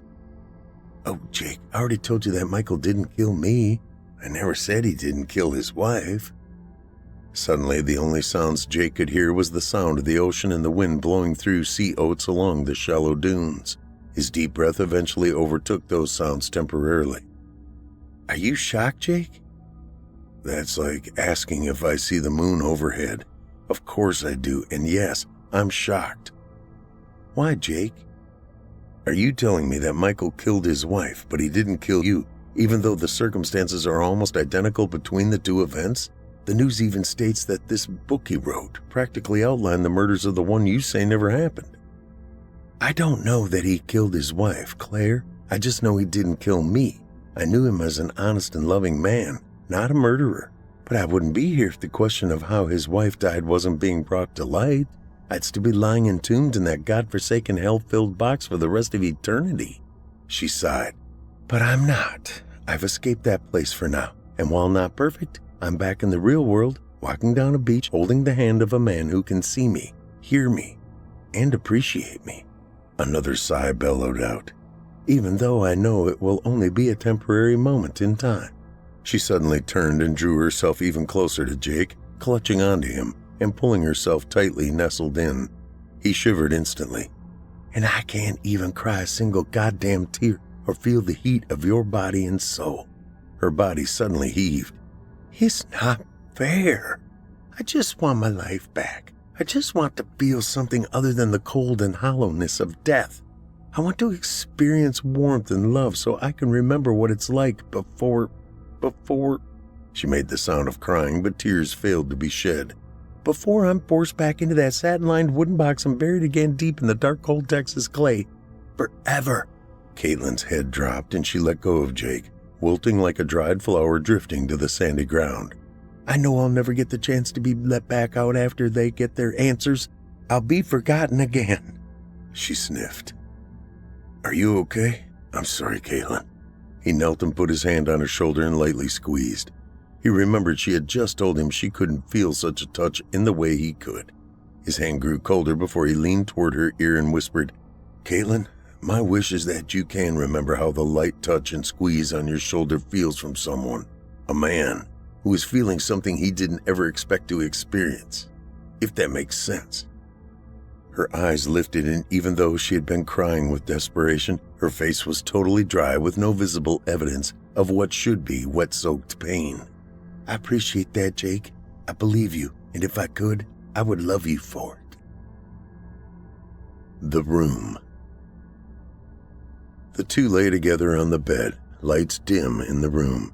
Jake was much too wired to be able to close his eyes and fall asleep. He tried not to think thoughts like, "My God, I'm lying beside a woman who's been dead for 17 years and I'm okay with it." Caitlin laid quietly near the edge of the bed, trying not to be so close as to give Jake a chill. She also fought the urge to listen in on his internal thoughts. She attempted her best to give him space. She made a promise to herself to give him his privacy for the night. Jake quietly weighed in on his own personal trials he was up against, his life compared to the circumstances of Caitlin's. When thinking of what she was facing in her future compared to what he faced, he began to put values in line with where he thought they should be. He was certainly not always a person of nobility in the way he had conducted his life. He had done things the best way he could to take care of his family. He had made mistakes and recently borrowed money to try and parlay it into more so he could get his family out of debt. The pressure of that mistake was bearing down on him. He had carefully kept his wife and little boy hidden from the type of people he had dealt with. He knew they'd have no problem of killing him if he didn't make good on his debt. They had made him aware of that fact. He had made contingency plans, of course, life insurance in case they did make good on their promises. He had almost accepted that outcome of dying, at least until he met Caitlin. Now, after seeing her break down from her personal hell, well, he was now scared of what afterlife he'd be dealt. The fear of dying he had finally led himself to come to terms with, that he could handle. But the cold fabric-lined box sunken into the earth for an eternity of silence and hollowness, this was a new mental challenge to overcome. He pictured his wife and little boy. He tried to picture their lives with him and without him, weighing which would be the best for them. That decision would need to be made soon. Time was not on his side. Caitlin quietly and very softly sat up and looked over at Jake's face. She witnessed the liquid tears exiting his eyes along with sighs and a look of what she remembered as being fearfulness. The look on her face betrayed the fact she had broken her personal promise of not intruding in on Jake's personal and internal thoughts. Caitlin's eyes obviously spoke of the pain she felt for Jake as she became aware of the struggles he was dealing with. She knew one thing after quietly observing Jake's thoughts and fears of his family's fate. That one thing was, if she were still capable of owning her own heart and enjoying the feelings of such, that heart would be aching from being broken into pieces. The feelings she would be experiencing, if capable, would overwhelmingly swallow the emptiness she had been living the last 17 years. Jake's eyes opened slowly and he found himself staring into Caitlin's eyes. They looked differently at each other, each both having weighed in on the other's pain. They both looked at each other's unspoken feelings and shared that imagined pain together in silence. Jake woke up early and quietly told Caitlin he was going to breakfast and that they would be leaving by 8:30 a.m. sharp. "Enjoy your breakfast, Jake." As he opened the door to the room, he looked back. "I will. I wish you were able to remember how it tasted. I'm sorry. There is now a lot that I am aware of and sorry you are unable to enjoy. I want you to know, if it were possible, in a way that hadn't been too, he fidgeted a second before continuing. I would have enjoyed making love to you last night. I feel that kind of closeness to you now. I know that sounds macabre and bizarre, and I really don't mean it to... Shh. I know what you meant, Jake. You'll never understand just how much that means to me. You've been a perfect gentleman and friend. I wish you and your family the very, very best." Caitlin reached up and touched the gold chain around her neck, the key that had hung around her neck since even before her death. Security. She smiled as the thought flickered past.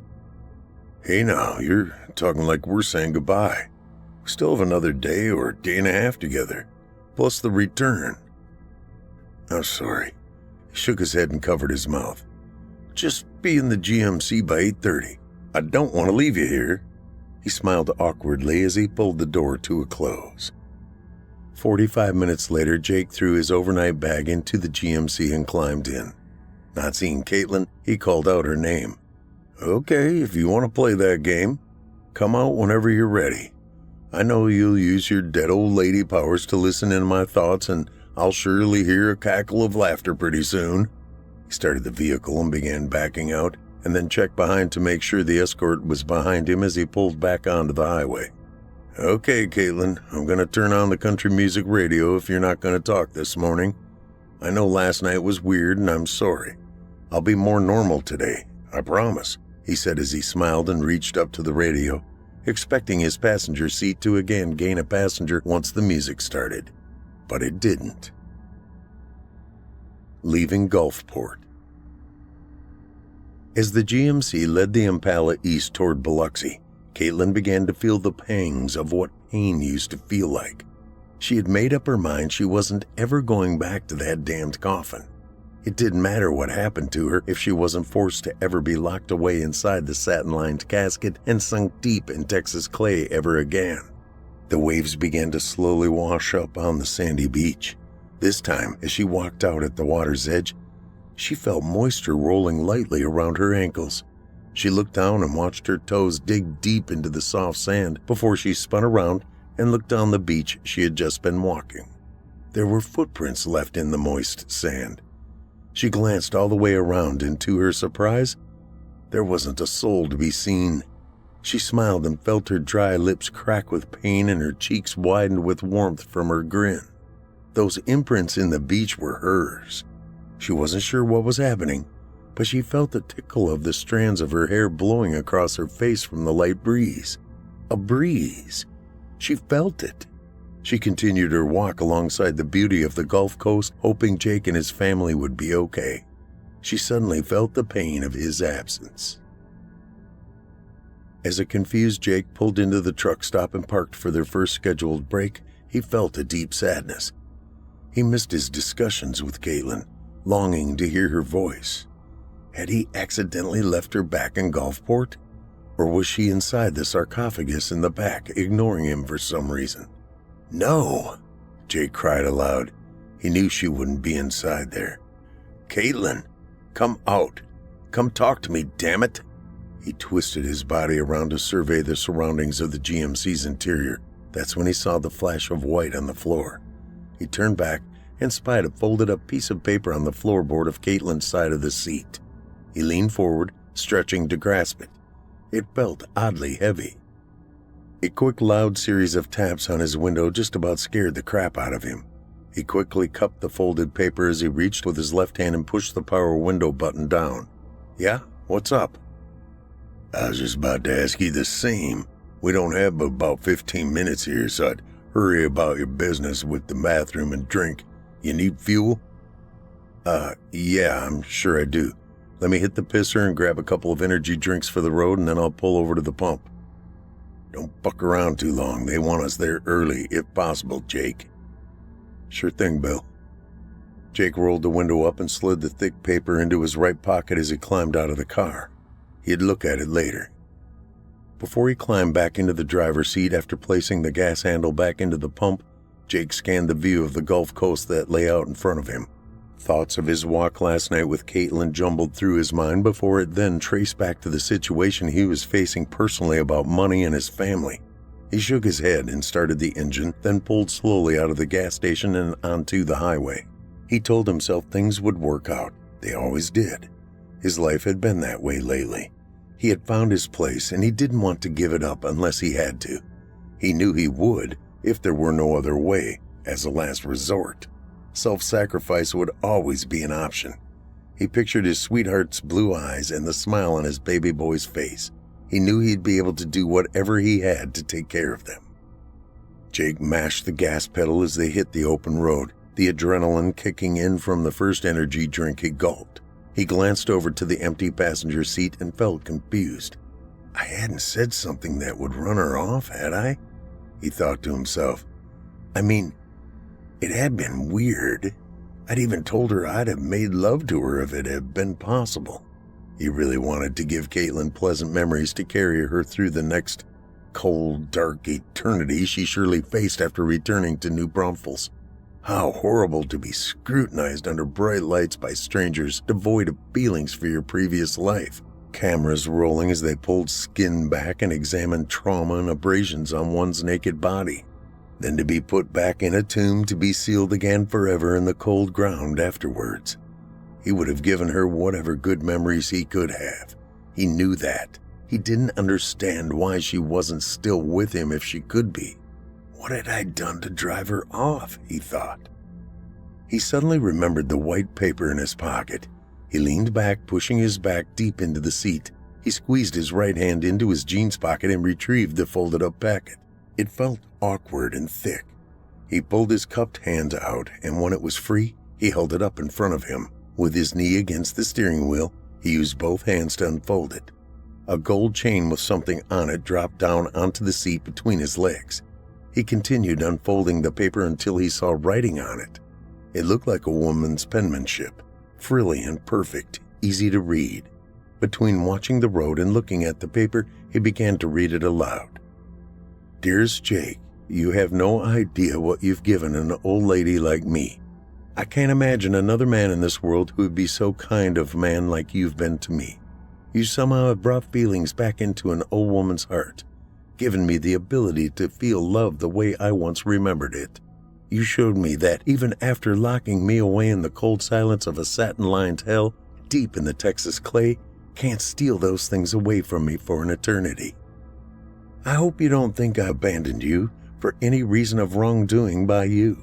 You've been nothing but kind and loving to someone that would be hard love in the state of circumstance you found me. I decided last night after watching you sleep that I was never going to go back willingly. I chose to spend being here as long as possible on the ocean beach we walked together on. It now feels like home to me. I know you have a family that loves you and depends on you.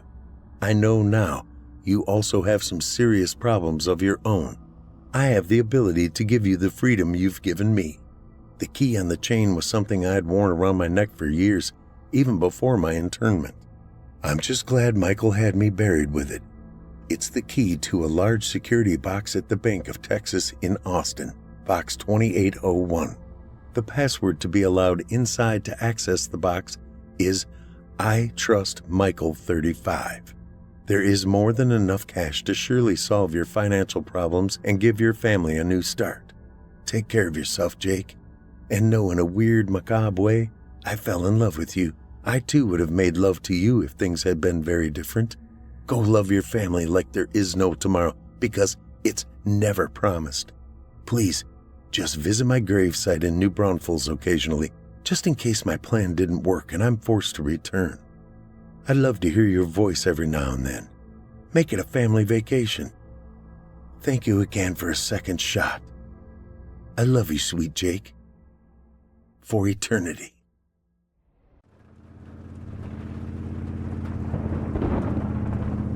Brett, stop the truck. I see someone on the side of the road. It was a rainy night, and we had gone into town to fetch groceries. Living in the boonies meant that trips like this were few and far between. But Paul needed some medicine for his gout, and, well, to be straight with you, my little brother Travis had been getting a little stir-crazy, so we scheduled the long drive a week ahead of time. The drive itself into town was as normal as can be. Travis was busy on his phone, chatting with girls, and I was listening to the radio. It felt good to have the wind whip through our hair and relax, away from the worries at home.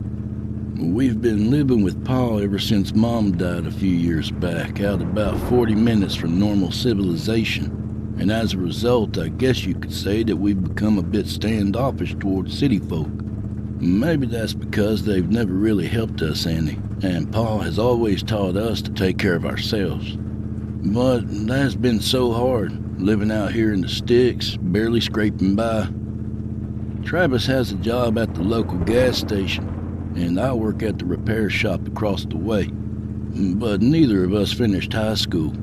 We couldn't when our parents were hardly hanging on. Our life has always been centered around them. So I guess you could say when we see someone from the other side of the tracks, there's a bit of jealousy, a bit of resentment. A lot of them have everything we have never had, and more. And this particular night on the side of the road, all those thoughts spun through my head as I saw the pretty young woman with the flat tire. Her car was a bright crimson Mercedes, probably worth more than we could make in 5 years. And the dress and heels she wore told me that not only was she from an affluent family, she likely wasn't even from around these parts. Her expression showed one of concern and fluster. Stuff like this did not happen to her, I realized. She was accustomed to being catered to, or having a way to call for help at a moment's notice. The world was always at her fingertips. But out here, only a vacuum was answering her calls. Travis hopped out of the pickup and offered his coat, apologizing at least a dozen times as if the circumstances were our fault. Her eyes were soft and kind, but behind them I saw something else. She was silently judging us. I instinctively looked down at my clothes. We had gone into town for errands right after work, so I hadn't had a chance to change out of my oily overalls. Honestly, I don't normally care what people think when they see me. I'm a hard-working man, trying to make a living. But when this woman stared into my very soul, I felt cut to the core. She thought we were beneath her, unworthy of even offering aid to her. I don't need any help. Not from you, anyway, she told Travis. Well, you heard the young lady. We can't keep Paul waiting, I called out to him, immediately determining this girl wasn't worth our time. He shot me a dirty look. He's always fallen hard and fast for pretty faces, and this girl definitely was a sight for sore eyes. Brett, we can take her up to the ranch and let her use our phone. Ain't no cell service here, he explained. I really don't need to be bothered.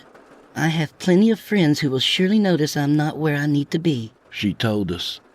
She made sure to make it clear that it was her rich and posh lifestyle that was keeping her safe, but she didn't sound especially certain. Was she afraid of us?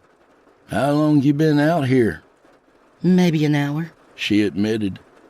Travis didn't like that one bit as he pointed to the dipping sun. These woods have predators, and you shouldn't just wait in your car. I bet a tow won't even come this far out, if they can even find you, he told her. She was shuffling her feet, clearly having run out of excuses, and reluctantly grabbed her bags before coming to the pickup. Guess ride in the back, I said with a smirk. Travis glared at me and offered his seat, taking the back of the truck as we started down the road again. You sure you aren't going to just tie me up and rape me or something? She said as we picked up speed. I actually laughed at that.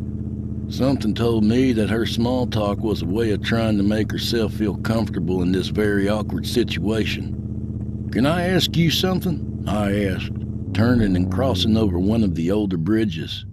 There was construction going on, so we slowed to wait our turn. She nodded, and I rolled down my window to spit before commenting. "What's someone like you doing all the way out here anyway?" She looked toward the forest, embarrassed, or too uncomfortable to talk. Oh, it's a long story, she admitted. "Well, we have time, miss."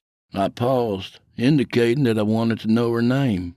Alicia Tysender.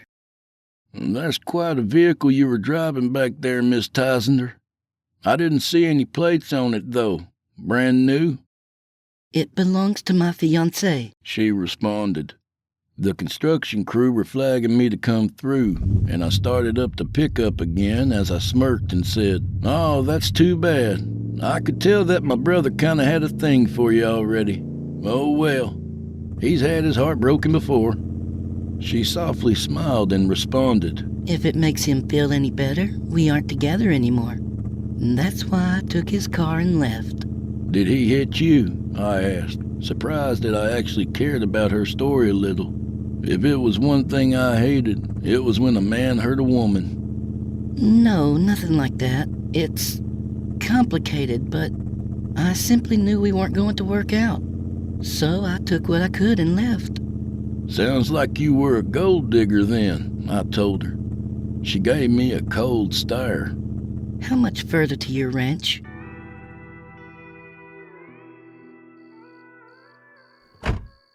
It was twilight when we arrived, and Travis led the young woman toward our porch as he announced our arrival to Pa.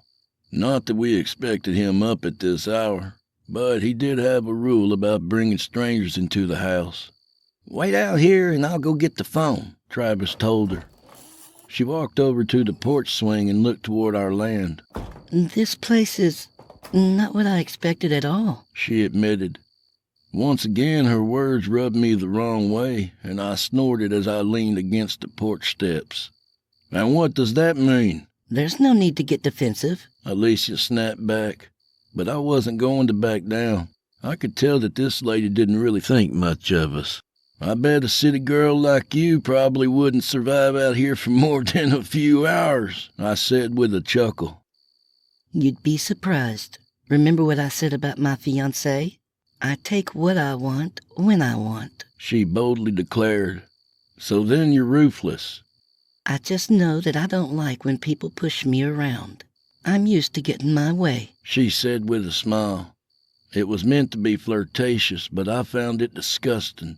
"Sounds like your fiancé is lucky you left." How dare you speak to me like that? "Don't act all high and mighty. We could have left you on the side of the road," I pointed out. I don't need your help. This little farm you have here you love so much, it's utterly insignificant to me. What you are doing here doesn't matter. I just want to get on with living my own life and get out of this trashy dump, she said. Her eyes were filled with venom. I sneered as Travis returned and passed her the phone. He also had a silver coffee mug that was our mother's, filled to the brim, but she acted like it was poison. I'd rather drink sewage, she muttered. He could tell that there was tension, but wisely kept his mouth shut as we gave her privacy. I poured the coffee out on the steps near the woman just to spite her. Inside, I was seething. Who does she think she is? Entitled little bitch, I muttered. Just because she's a little different than us? Travis asked. She's acting like we should be thankful to have even met her. And you didn't hear her. She was literally demeaning us like we were savages. Paul rolled up in his wheelchair and looked out the window at the pretty young woman, whistling softly. She heard him, acted like she was vomiting, and walked away toward the pasture. "Do you see what I mean?" I muttered angrily. A woman like that would be hard to tame. Probably born with a silver spoon in the mouth, Paul declared. His words made gears turn in my head. You're probably right. She's for money, I realized. I pointed toward the window and said, I bet she'd be worth something if, say, something happened to her. Travis immediately frowned. Brett, you're talking nonsense. We ain't gonna hurt her. Who said anything about hurting her? I said that there's probably someone out there that wants to find her. Like her fiancé she swindled. I bet he wants his car back. Wait, she stole it? Travis seemed surprised. He was clearly still smitten. Yep, and she threatened our home too, Pa, I said. It was a bit of a stretch of the truth, but I was convinced that forcing Alicia to stay would land us a big payday. And I knew exactly how we could do it, too. We have the right to protect you. Enough of this talk, you two. Pa said with a cough as he wheeled to get his medicine. Travis, can you help me with a bath? I'm ready for bed, he mumbled. As they left, my thoughts turned to the woman outside.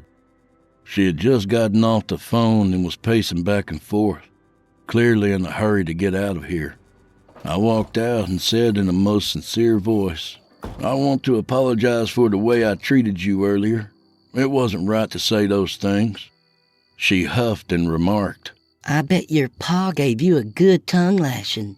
At least someone around here has manners. I could make it up to you by showing you around the farm while you wait, I suggested. No thanks. I'm already starting to smell like manure. And whatever is on your overalls isn't helping, Alicia retorted. I clenched my fist but didn't play her game. I insist. Besides, there's too many mosquitoes around here, I said as I swatted one away from her face. She sighed and gestured for me to lead the way. I glanced back at the house to see that the lights were still on and then remarked, Let me show you the horse stables first. For the next 15 minutes, I wasted time yammering about the life I led. Alicia wasn't even pretending to be interested. I could tell she was doing this just to humor me and make time go by faster. As we approached our old well, I casually asked, So, is the tow truck on the way? They said about an hour. Are we almost done with this tour? She said with a sigh. Well, there's one more thing I want to show you.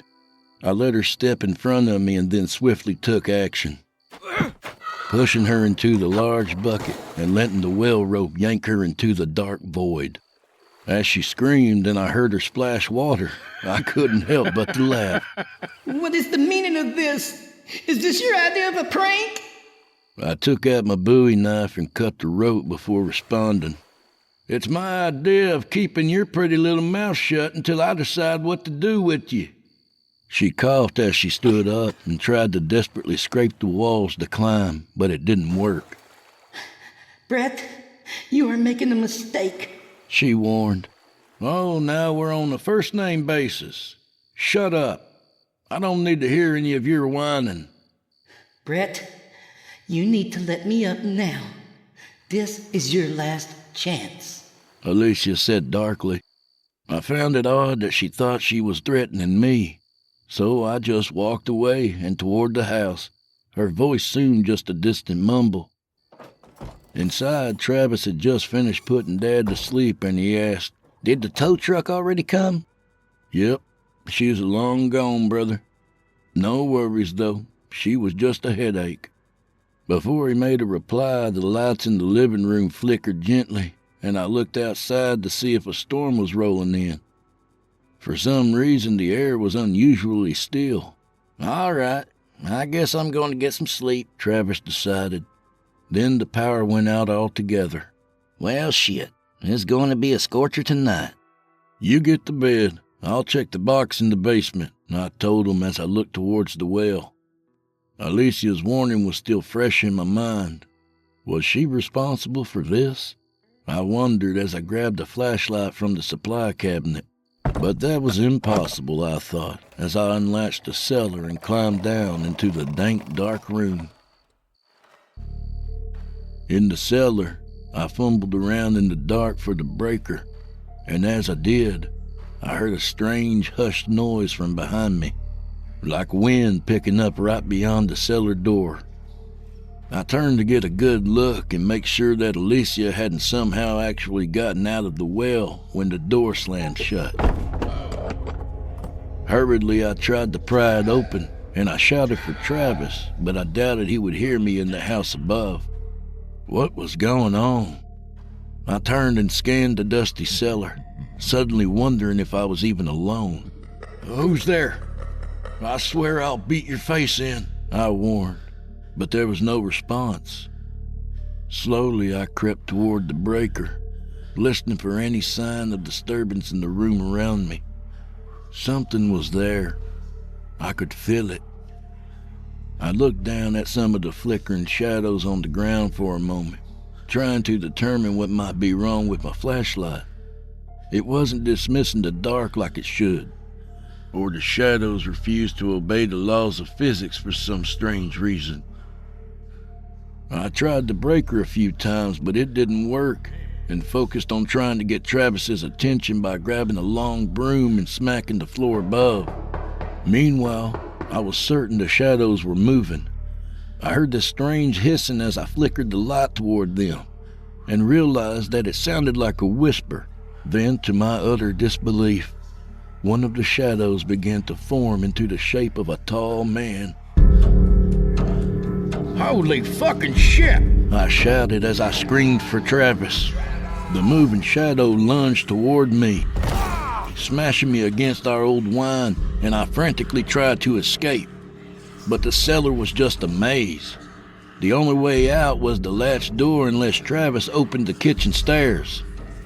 I tried my best to make my way to the stairs as I heard the noises of the strange ethereal creatures grow closer. Sometimes it sounded like they were cackling madly. It sounded distinctively similar to the way Alicia had mirthlessly laughed when she threatened our farm. I didn't have time to make a connection as I felt one of the strange beings grab a hold of my foot and pull me down. It was standing over me and choking me without even having a form. Shadows were infecting my very blood. I was sure I was about to die.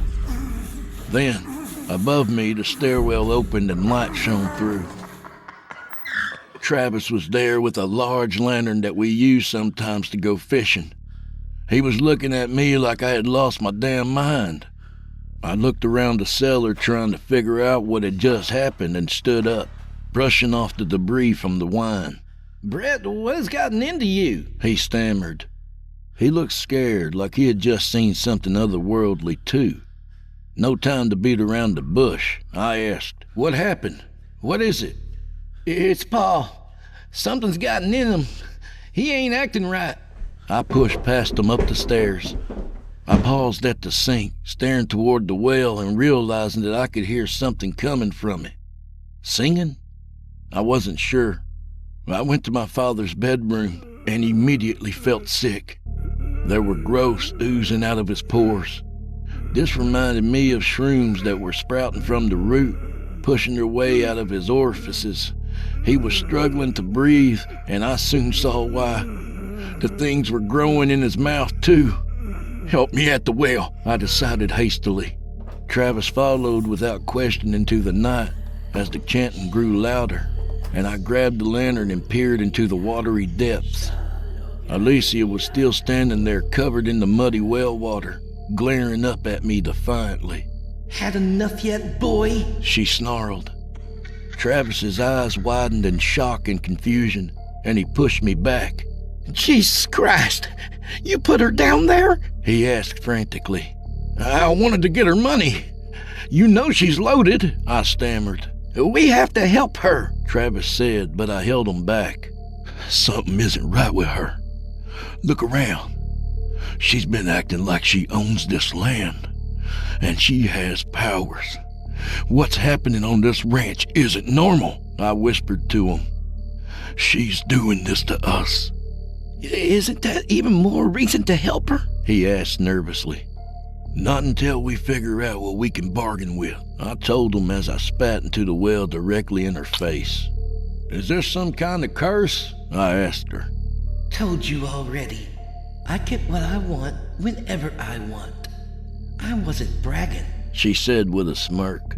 "So then maybe we should just put a bullet between your eyes," I growled. Travis seemed flustered at that, and she noticed, remarking, "And if you do that, your father will be dead instantly. Those roots will choke his lungs in only a few moments anyway." If you wanted us dead, we would be dead, I argued. You're so naive. Give me one good reason why I shouldn't kill you, or drown you, or just walk away. You want money, yes?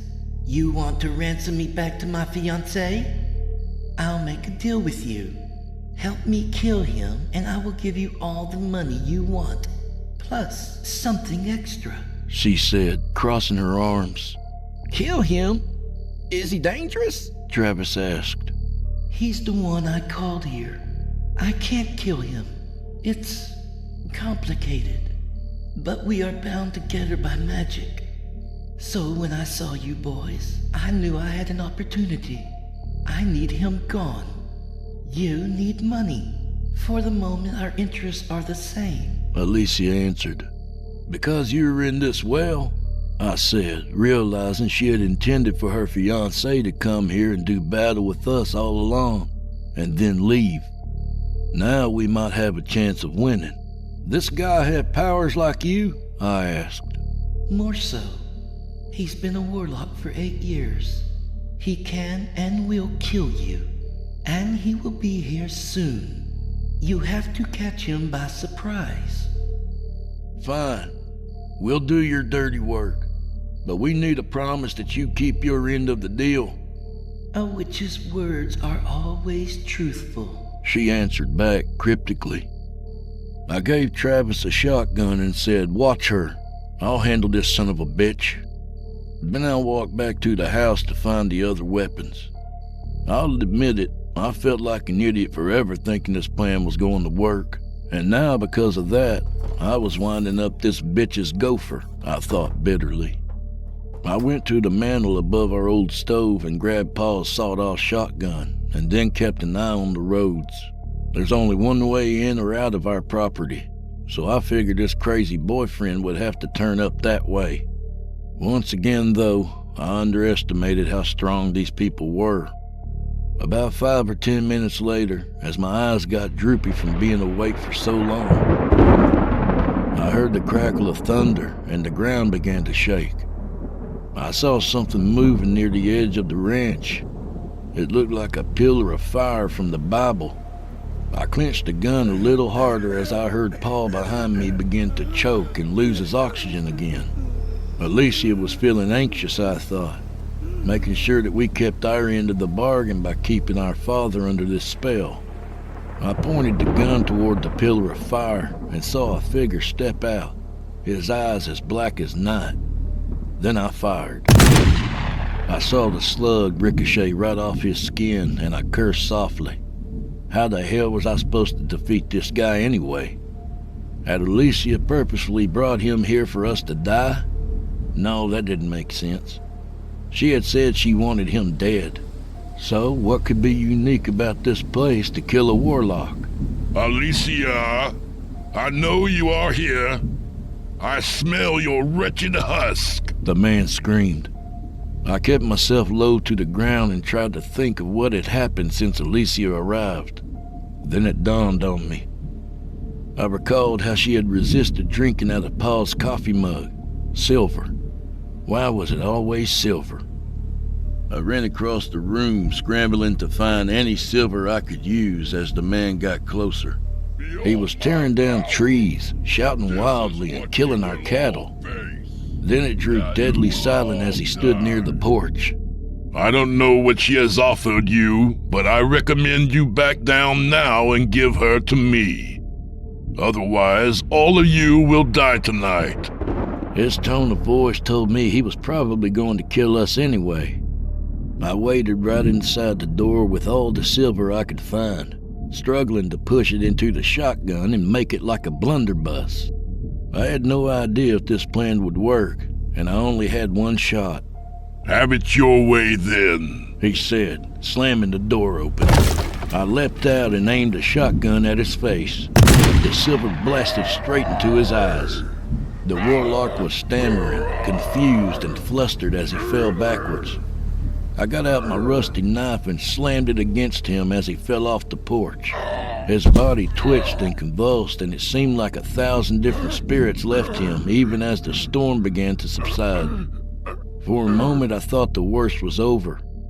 Then I heard a sickening sound like that of a spine being snapped, and I turned toward the well. Travis, with his heart of gold, had decided to pull Alicia out of the well. In exchange, as soon as they were eye to eye, she grabbed his genitals and pushed them up through his throat. He was choking on his balls and stumbling into the well as the black-eyed witch gave me a look that told me I was next. She floated over the land and flashed to me, ready to strike me dead. Then I grabbed my knife, still dipped in silver, and slashed it across her belly. She shrieked and fell back, clearly surprised by my wit. It looks like you aren't a stupid hick after all. We had a deal. I thought you said a witch never lies. Reluctantly, she reverted to her normal form, and the night sky fell back to its normal glow as well. She sighed and smiled, gesturing to the house. You're right. It's true. I couldn't have killed you if I wanted to. I just wanted to teach you a lesson. Go inside your house and you will find I have fulfilled our bargain. And forget this night and everything that happened. Otherwise, I might have to break that promise. Are we clear? I kept the knife steady as she picked up her fiancé's head and chucked it as far as she could before she walked off into the woods and disappeared from sight. I went into the house and saw that she was telling the truth. The whole living room was caved in with money. But behind that, I saw that my father was gone. His body was completely consumed by the fungus she had inflicted him with. And now, nothing but a rotten mass remained. I sat down amid the money, feeling like a fool. My family gone, what good was any of this? What good was I? No good at all. Maybe I never was. In the world of international stolen art, an individual known only as Henri was considered the world's most successful thief. However, friends, neighbors, and business associates knew him as Marcel LeBlanc, a polite, proper, and jovial man in his late 40s who owned a seemingly successful import and export company. This establishment and its location in the sovereign state of Monaco allowed him to mingle with many of the world's richest individuals. Little did they know, his affluence did not come from his import-export company. Proceeds from this particular endeavor barely paid the electric bill for his Mediterranean coastal estate. His real wealth came from the acquisition of rare paintings. Once these paintings were stolen from public galleries or the best museums, they disappeared into the private collection of the mega-rich or somewhere else. To evade detection of his clandestine vocation by authorities, he worked through a broker. This individual communicated the wants and wishes of clients who coveted certain paintings or articles of historic importance. The man knew Marcel LeBlanc only as Henri. Face-to-face meetings were forbidden. Communications were normally instigated by his broker with an ad in France's national newspaper Le Monde. LeBlanc read it every day at a seaside cafe with his morning coffee and croissant. An ad of interest to LeBlanc would feature a particular winery in the Bordeaux region. Whenever the ad included a rare vintage from Chateau Latour calling for patrons to secure a bottle while supplies lasted, he knew to call a specific number from an untraceable mobile phone. Once he identified himself with a series of numbers, the broker would come on and tell him the latest requests from the rich collectors. On a late May morning, LeBlanc saw the ad and made the call. The electronic voice prompted, "Enter your security code." After punching in his 8-digit number, he heard, "Bonjour, Monsieur Henri." "Good morning, Arthur. I saw the ad." LeBlanc spoke with a nondescript accent. He felt this created an air of mystery to his country of origin. "Excellent. Are you in a position to do a little international travel?" "It depends. Where?" "United States." "Possibly. Where exactly in the States?" "New Orleans, the French Quarter."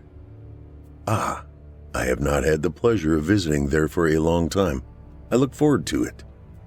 Good, the money being offered is double your normal fee. LeBlanc unconsciously moistened his lips. I am impressed, Arthur. The item my client is interested in is hanging in a privately owned hotel on Toulouse Street. Even better. There is a bonus if the owner is unaware the painting is missing for a while. Oh? Are you still interested? Of course. Give me the details. 1 week later. Good afternoon, sir. May I help you? LeBlanc smiled as he offered his platinum American Express card. Yes, reservation for Black, Marcus Black. Certainly, sir. Welcome to the Bristol Hotel. I see you are scheduled for 4 nights. Is that correct? Yes, I might need to stay 6. Will that be a problem? Of course not. The attractive, professionally dressed woman offered him her best smile as she typed on her computer keyboard. Not a problem, Mr. Black. I have you staying until the 12th. How many key cards do you need? Just 1. Just 1? She asked with a gleam in her eye and a raised eyebrow. Alas, it is just me. Is this your first time in New Orleans? Yes, he lied. I'm a writer and here doing research for my next book. I see. If you need directions to any particular location, please don't hesitate to ask me. That's very kind of you. She handed back his American Express card and a small envelope containing his plastic key card. Can I assist you with anything else? LeBlanc glanced at her left hand and noticed the lack of a ring. At the moment, I can't think of anything. With a slight nod, she said, Have a nice stay with us. Please do not hesitate to ask me any questions. He started to turn but hesitated. One more thing. Yes, Mr. Black. I understand the hotel has a painting hanging somewhere by the artist Mary Cassatt. Yes, we're quite proud of it. Can you tell me where it is? I can do better. Meet me here in the lobby at 6, and I will personally show it to you. At exactly 6 p.m., the attractive female introduced herself as Ariana Gold, the concierge. LeBlanc said, It is very nice to meet you, Miss Gold. Please call me Ariana. Only if you call me Mark. It's a deal. Now, let me show you our magnificent art gallery. An art gallery? Even better. He walked beside her as she pointed toward a set of double doors. The gallery is only open for certain guests. Should I be honored you are providing me with a tour? She laughed. Yes, it is my pleasure. I will have to determine a way to repay you for the kindness. Dinner would be nice. LeBlanc raised an eyebrow.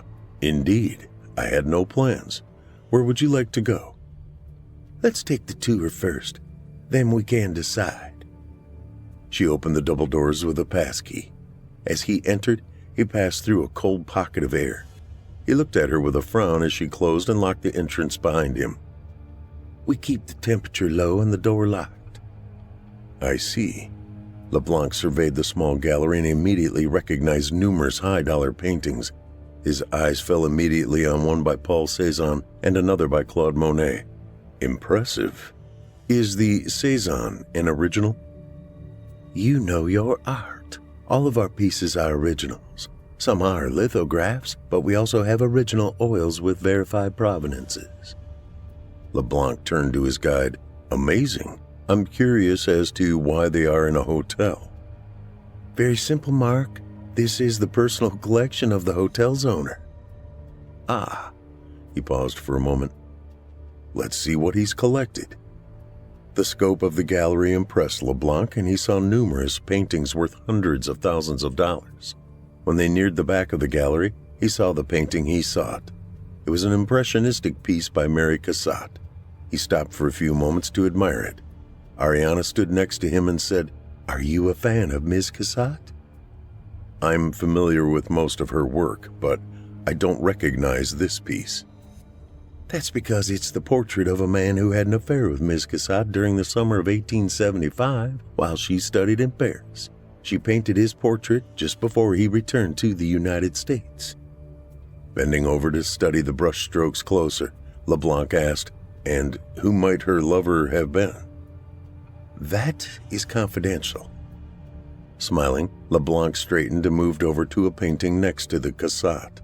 He stared at it for a very long time without saying a word. Ariana stood quietly behind him without interrupting his concentration. Finally, he turned to her. "This is a fascinating piece. Who painted it?" "The artist is unknown, although it has been in our inventory for as long as the gallery has been open. I agree with you. One can feel the allure of the scene and get lost in its background." LeBlanc folded his arms.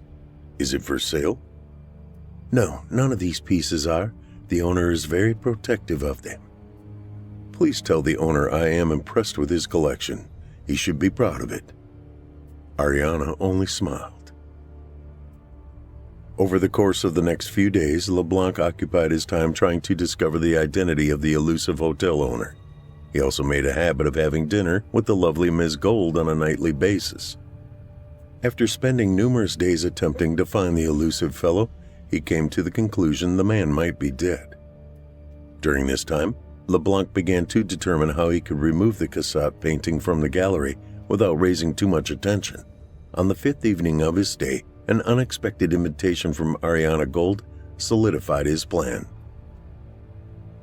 "Are you sure you have to leave the day after tomorrow, Mark?" "I'm a writer, Ariana.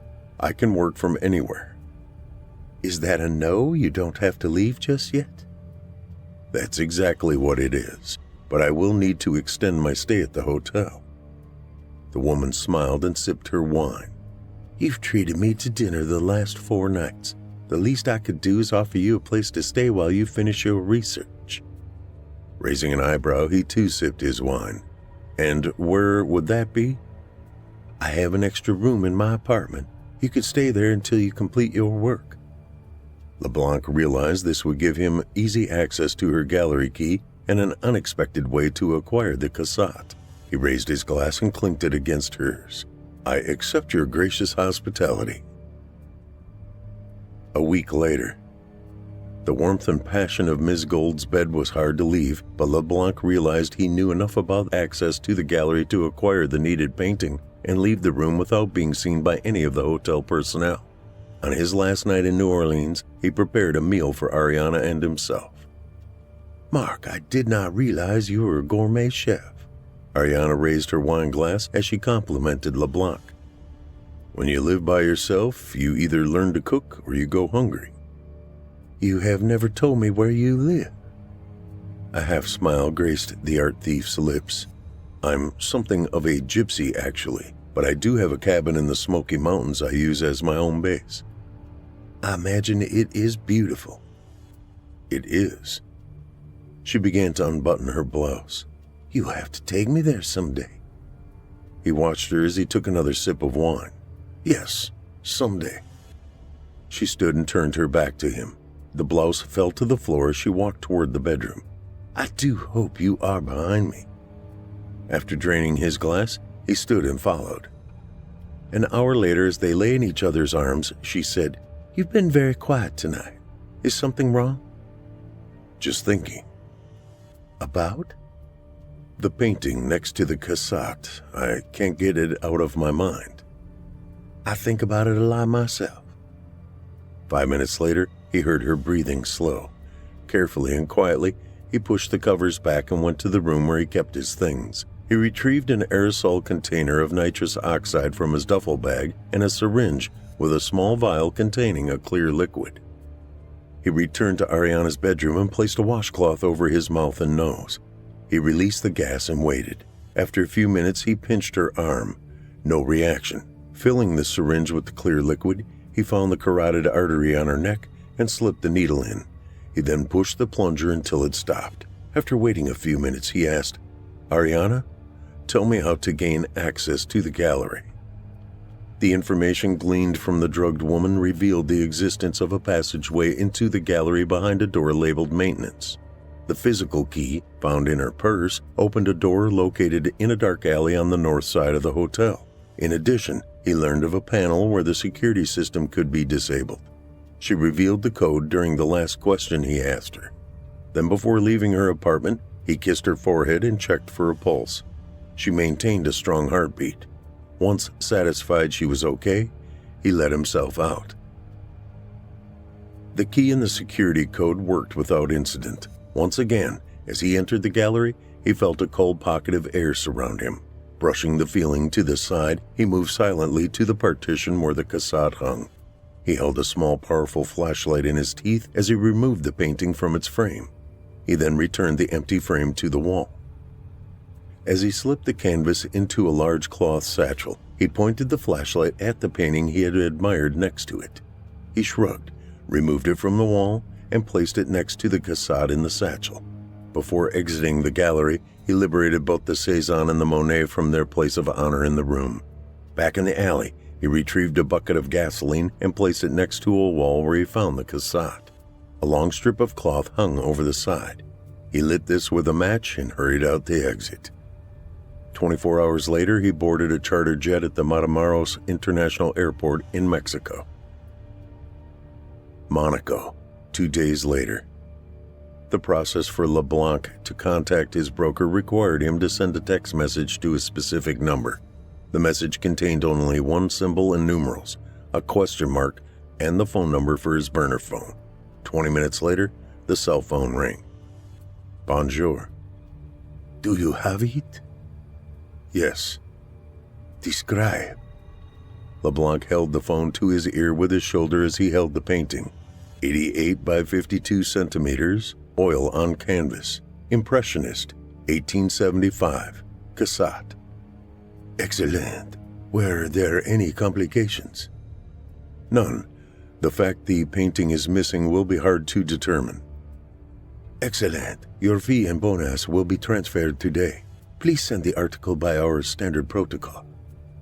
Without another word, LeBlanc ended the call, removed the battery, and crushed the small phone with his heel. He then returned his attention to the painting.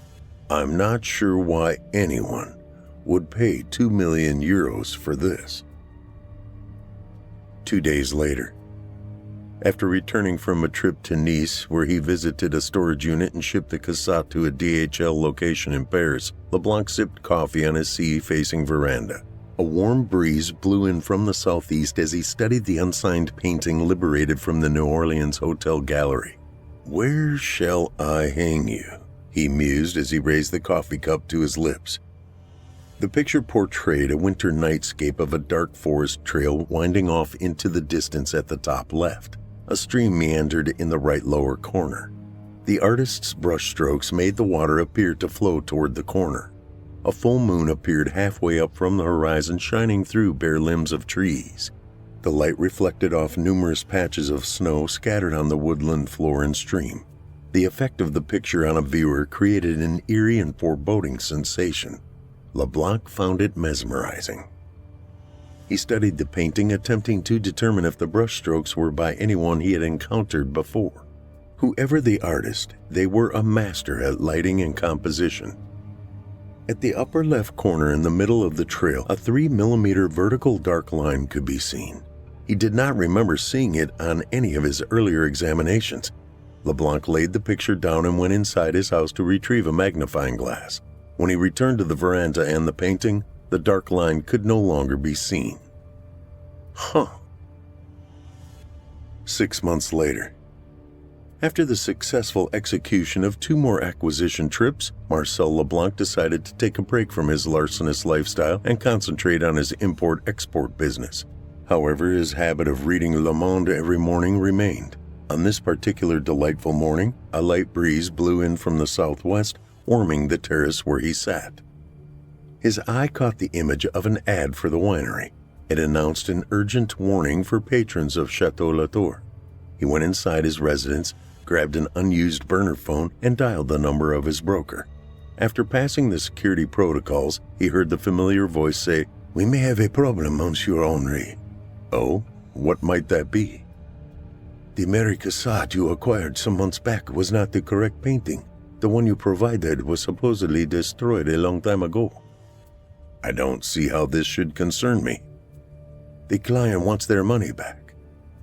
LeBlanc laughed. "No refunds. Arthur, you know that." "Yes, I explained it to them more than once. So what's the problem? They think it is a forgery and are threatening to expose our endeavors. LeBlanc remained quiet for a few moments as he considered his response. Arthur, if you have maintained your security protocols, there is no way they can expose our activities. It is not our network they are threatening. They plan to contact the hotel where the painting was acquired. Doing so could lead Interpol to the discovery of who stole it. Doubtful. Can you take that chance? Once again, the conversation paused for a few moments. Did you remind them they were the ones who gave us the article's location? Yes, several times. They could be implicated as well. I mentioned that. Very well, Arthur. He paused. Remind them this operation is a two-way street. If they attempt to expose me, I will burn them down. Understood. The call ended and LeBlanc pursed his lips as he focused on the horizon of the southeast Mediterranean. The first call LeBlanc made went to the hotel owned by the family of Ariana Gold. Bristol Hotel, how may we serve you? I would like to speak to Ariana Gold. Beg your pardon? Who did you ask for? Ariana Gold? I'm sorry, sir. No one by that name works here. LeBlanc raised an eyebrow. She was the concierge when I stayed there 6 months ago. She was most helpful. Once again, I am sorry, sir. I have worked here for 10 years and there has never been anyone by that name. I see. Sorry, my mistake. LeBlanc ended the call without another word. He stood and returned to the interior of his residence to dismantle the burner phone. When he passed the painting, taken on a whim during his last night in New Orleans, his eye caught something different in the upper left-hand corner. The vertical line had returned, only this time it was twice the length of the original marking and further down the trail. He stopped and leaned closer to where the painting hung. With a frown, he immediately went to his office and returned to the painting, this time with a magnifying glass. As he examined the mark, he could see a small stick figure, 2 rudimentary arms and legs each. With a start, he backed away from the picture and straightened. What the hell? Regaining his composure, he leaned closer to the canvas. This time he could see a round appendage at the top of the vertical line. Grasping the picture, he removed it from the wall and hurried to his workshop where he kept instruments designed to closely examine paintings. Using a large magnifying tool with a bright light surrounding the lens, he placed the painting underneath it and switched on the light. The miniature stick figure was gone. LeBlanc sat in front of his laptop and used Google to search for an Ariana Gold in New Orleans. The results of his searches found 3 individuals by that name. One would celebrate her 79th birthday in 2 days. The next was an aspiring track star for a local high school, and the third individual with the name was found in an obituary from the late 1940s. His next search centered on a law firm in Dallas. The 10th largest legal organization in the city advertised the services of Arthur Gold. Using another of his collection of burner phones, he called the law firm. Thank you for calling the offices of Abrams, Ledger & Gold. How can I help you? May I speak to Arthur Gold? Mr. Gold is in court this morning. May I ask who's calling? Yes, Marcus Black. What is the nature of your inquiry for Mr. Gold? It is a personal matter. When do you expect him back? I'm not at liberty to discuss Mr. Gold's itinerary. Would you like to leave a number so he can call you back? Just tell him I called. He'll know the name. LeBlanc pressed the end icon on his cell phone and then drummed his fingers on the desk. The time in Texas would be 7 hours behind him in Monaco. LeBlanc decided he would call again around 9 p.m. Thank you for calling the offices of Abrams, Ledger & Gold. How may I help you? Arthur Gold, please. May I say who's calling? Marcus Black. I called earlier today. Please hold. LeBlanc listened to a guitar instrumental of a song he did not recognize for over a minute. Then a new female voice asked, Arthur Gold's office. This is Mary. Can I help you? Yes, I am trying to contact Mr. Gold. Is he available? May I ask what this is in reference to? Yes, I'm trying to locate his daughter. The silence on the phone lasted for what seemed like an eternity. He checked to make sure the call was still connected. It was. The art thief stood and walked over to the painting and stared at it while he waited. What he saw made him end the call and stare at the painting. In very clear detail, halfway down the painted trail, a figure could be seen. With its back to the moon, LeBlanc saw a shadow cast onto the trail by the figure, just like an artist would create. While no details were clear, he could distinguish arms, legs, and a head on the figure. Knowing what had happened the last time he took his eyes off the painting, he removed it from the wall and retraced his steps to his desk. Without looking, he rummaged around in the top drawer until he put his hand on the magnifying glass. Placing it over the figure, he let out a gasp. The face on the shadowy figure, while somewhat grainy, was that of Ariana Gold. The next day, the sun barely peeked over the horizon of the Mediterranean as Marcel LeBlanc realized he had stayed on his veranda all night. Sleep seemed to be a companion to avoid as it brought on images he did not care to see or experience. The figure on the mysterious painting faded before his very eyes the night before. What the image appearing and disappearing meant, he could only guess. None of his speculations were comforting. Standing, he entered the house and brought the painting back to the veranda with the intent of heaving it over the railing into the turbulent waters below. He walked to the edge and looked down. Waves crashed against the rocky bluff 35 meters below his veranda. He rarely heard the constant sound anymore due to the continuous nature of waves pounding the shore. He hesitated before throwing the painting into the surf, his eyes taking a last glance at it. The figure materialized, but larger than the day before. This time, he could clearly see the features of Ariana's beautiful face as she stared at him from the trail. Her eyes seemed to pierce his soul. "Damn!" he yelled, dropping the painting onto the terracotta tiles. The damage caused by the fall separated the picture from the frame and splintered the joints holding the wooden pieces together. Taking several deep breaths, he picked up the canvas. The figure did not fade as usual, but remained, her eyes burning into him. LeBlanc turned and hurried back inside the seaside mansion. He placed the canvas in a storage area and turned off the light. As morning faded, winds blew in from the southeast and a rare tropical cyclone event known as a metacane hit the area with gale force winds of 40 kilometers per hour. Wind and rain pounded on the glass windows facing the sea until late in the afternoon. When the sun peeked out from the rapidly retreating clouds, he returned to his office and powered up a burner cell phone. He sent a text message to a specific number with the customary symbol and numerals. The phone rang 5 minutes later. He answered. "Arthur, it's Henri." "Ah, monsieur, I am most glad you made contact. Are you ready to get back into the game?" "Not yet. I need you to have someone check out the hotel where I acquired the article. Something is not quite right." "May I ask what?" "There were too many high-dollar objects in the gallery, and when I think back on the experience, acquiring the article was way too easy." The broker paused for a moment. "Give me a few days." "I appreciate it." After the phone call, LeBlanc returned to the veranda and proceeded to pick up leaves, twigs, and multiple pieces of trash and paper littering the veranda. He spent an hour straightening outdoor furniture and removing debris, trying to go about his business without another thought to the mysterious painting. 4 days later, digging into his inventory of one-use phones, he sent a text message to his agent. The phone rang 2 minutes later. "Bonjour." "Monsieur Henri, I have news about the hotel. It is owned by a conglomerate in Dallas. There is no mention of a gallery associated with the property." "You sent me there, and I acquired the cassette." "Yes, most strange. That is what is so puzzling." LeBlanc remained quiet for a while.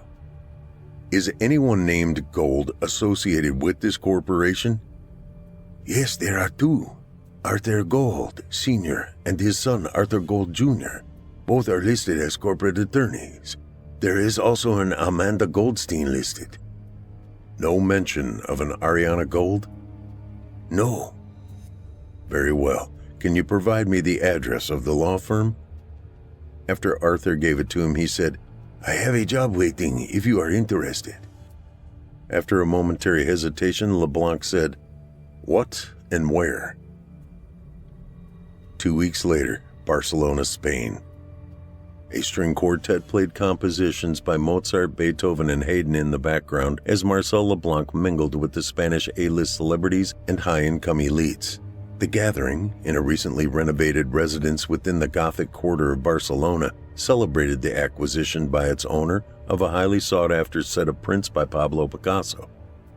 With wine glass in hand, LeBlanc studied the 14 prints proudly displayed for the attendees on a newly installed standalone wall in the center of her large living area. From what he could determine without a detailed examination, they appeared genuine. These 14 prints were his target. The owner, an heiress to an international olive oil company and one of his larger clients for his export company, stood next to him. She said, I am so glad you could attend our reveal party, Marcel. I would not have missed it, Camilla. These are magnificent. Yes, my husband is very proud of what he calls his coup. As he should be. LeBlanc turned to the woman, took a sip of wine, and froze. Standing 15 meters behind her, near a large picture window and chatting with 3 gentlemen, stood the identical twin of Ariana Gold. Camilla Flores followed LeBlanc's gaze and laughed. She has that effect on many men, Marcel. Would you like for me to introduce you? Taking another sip of his wine, he shook his head. No, she looks familiar. Who is she? The woman who helped us secure these magnificent prints. Her name? Amanda Goldstein. She's the curator of the Picasso Museum here in Barcelona. Obviously, I was mistaken about recognizing her. As he spoke, the woman turned her head in his direction and locked eyes with Marcel LeBlanc. Staring back at her, he raised his wine glass and smiled. She broke eye contact without acknowledging his gesture and returned to conversing with the 3 men. The reception lasted another 2 hours as LeBlanc prepared to leave. The twin of Ariana Gold walked up to him. Have we met? With his most gracious smile, LeBlanc replied, Unfortunately, I do not believe we have. She offered her hand. Amanda Goldstein. As they shook, he said, Our host told me you're the curator of the Picasso Museum. Congratulations. Thank you. I didn't catch your name. He glanced at his wristwatch. Oh dear, I am late. Nice to have met you, Ms. Goldstein. He walked rapidly to the front door and slipped out into one of the narrow alleys of Barcelona's oldest section. While walking back to his hotel, Marcel LeBlanc decided to abandon his quest to steal the 14 prints by Pablo Picasso and return immediately to his estate in Monaco. You cannot quit, Henri. Why? You have a contract to fill. Like I told you, I decided not to proceed with the acquisition. Since I've never received money for the job, I'm declaring our agreement null and void. There was silence on the call as LeBlanc waited for his contact to protest again. Where will I find another like you, my friend? First, I'm not your friend. I am a tool you use to gather the product of your trade. I'm quite sure you know others who can do the job. Yes, but you are the best. Be that as it may, I am done. He pressed the end call icon and immediately removed the battery from the cell phone. He picked up the duffel bag packed earlier, locked the door of his mansion, and returned to the parked car in the estate's Circle Drive. 6.5 hours later, he boarded a plane in Lyon for a flight to Paris and then on to Dallas. Dallas, Texas. LeBlanc leaned against the front fender of his rental car. His arms were folded as he studied the massive 5-story structure.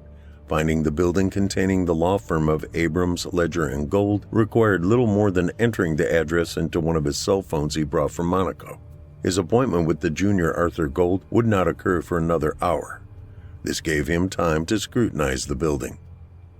During the time since his last trip to the United States, he had altered his appearance. The loss of 20 pounds thinned his face. The addition of a neatly trimmed beard Shorter hair, eyes covered in blue-tinted contact lenses, and blocky black rimmed glasses resulted in a stranger staring back from a mirror. At the appointed time, LeBlanc entered the building and walked into a 3-story atrium with a reception desk manned by 5 young women. 4 sat in front of computer monitors with headsets talking rapidly to clients. The middle woman smiled as he approached. "May I help you?" "Yes." He handed her a business card and said, "Frank Dillon. I have an appointment with Arthur Gold at 2. His normally nondescript accent now contained a hint of Midwestern America. She handed the business card back. "Yes, Mr. Dillon, you are expected." She turned and pointed toward a row of 3 doors. "Take one of the elevators to the 4th floor. Someone will meet you and escort you to Mr. Gold's office." She handed him a clip-on name badge with the word visitor in black font on a white background.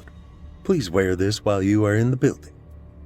After ascending to the appointed floor, the door opened to reveal a young professionally dressed woman. She said, "Good afternoon. Please follow me."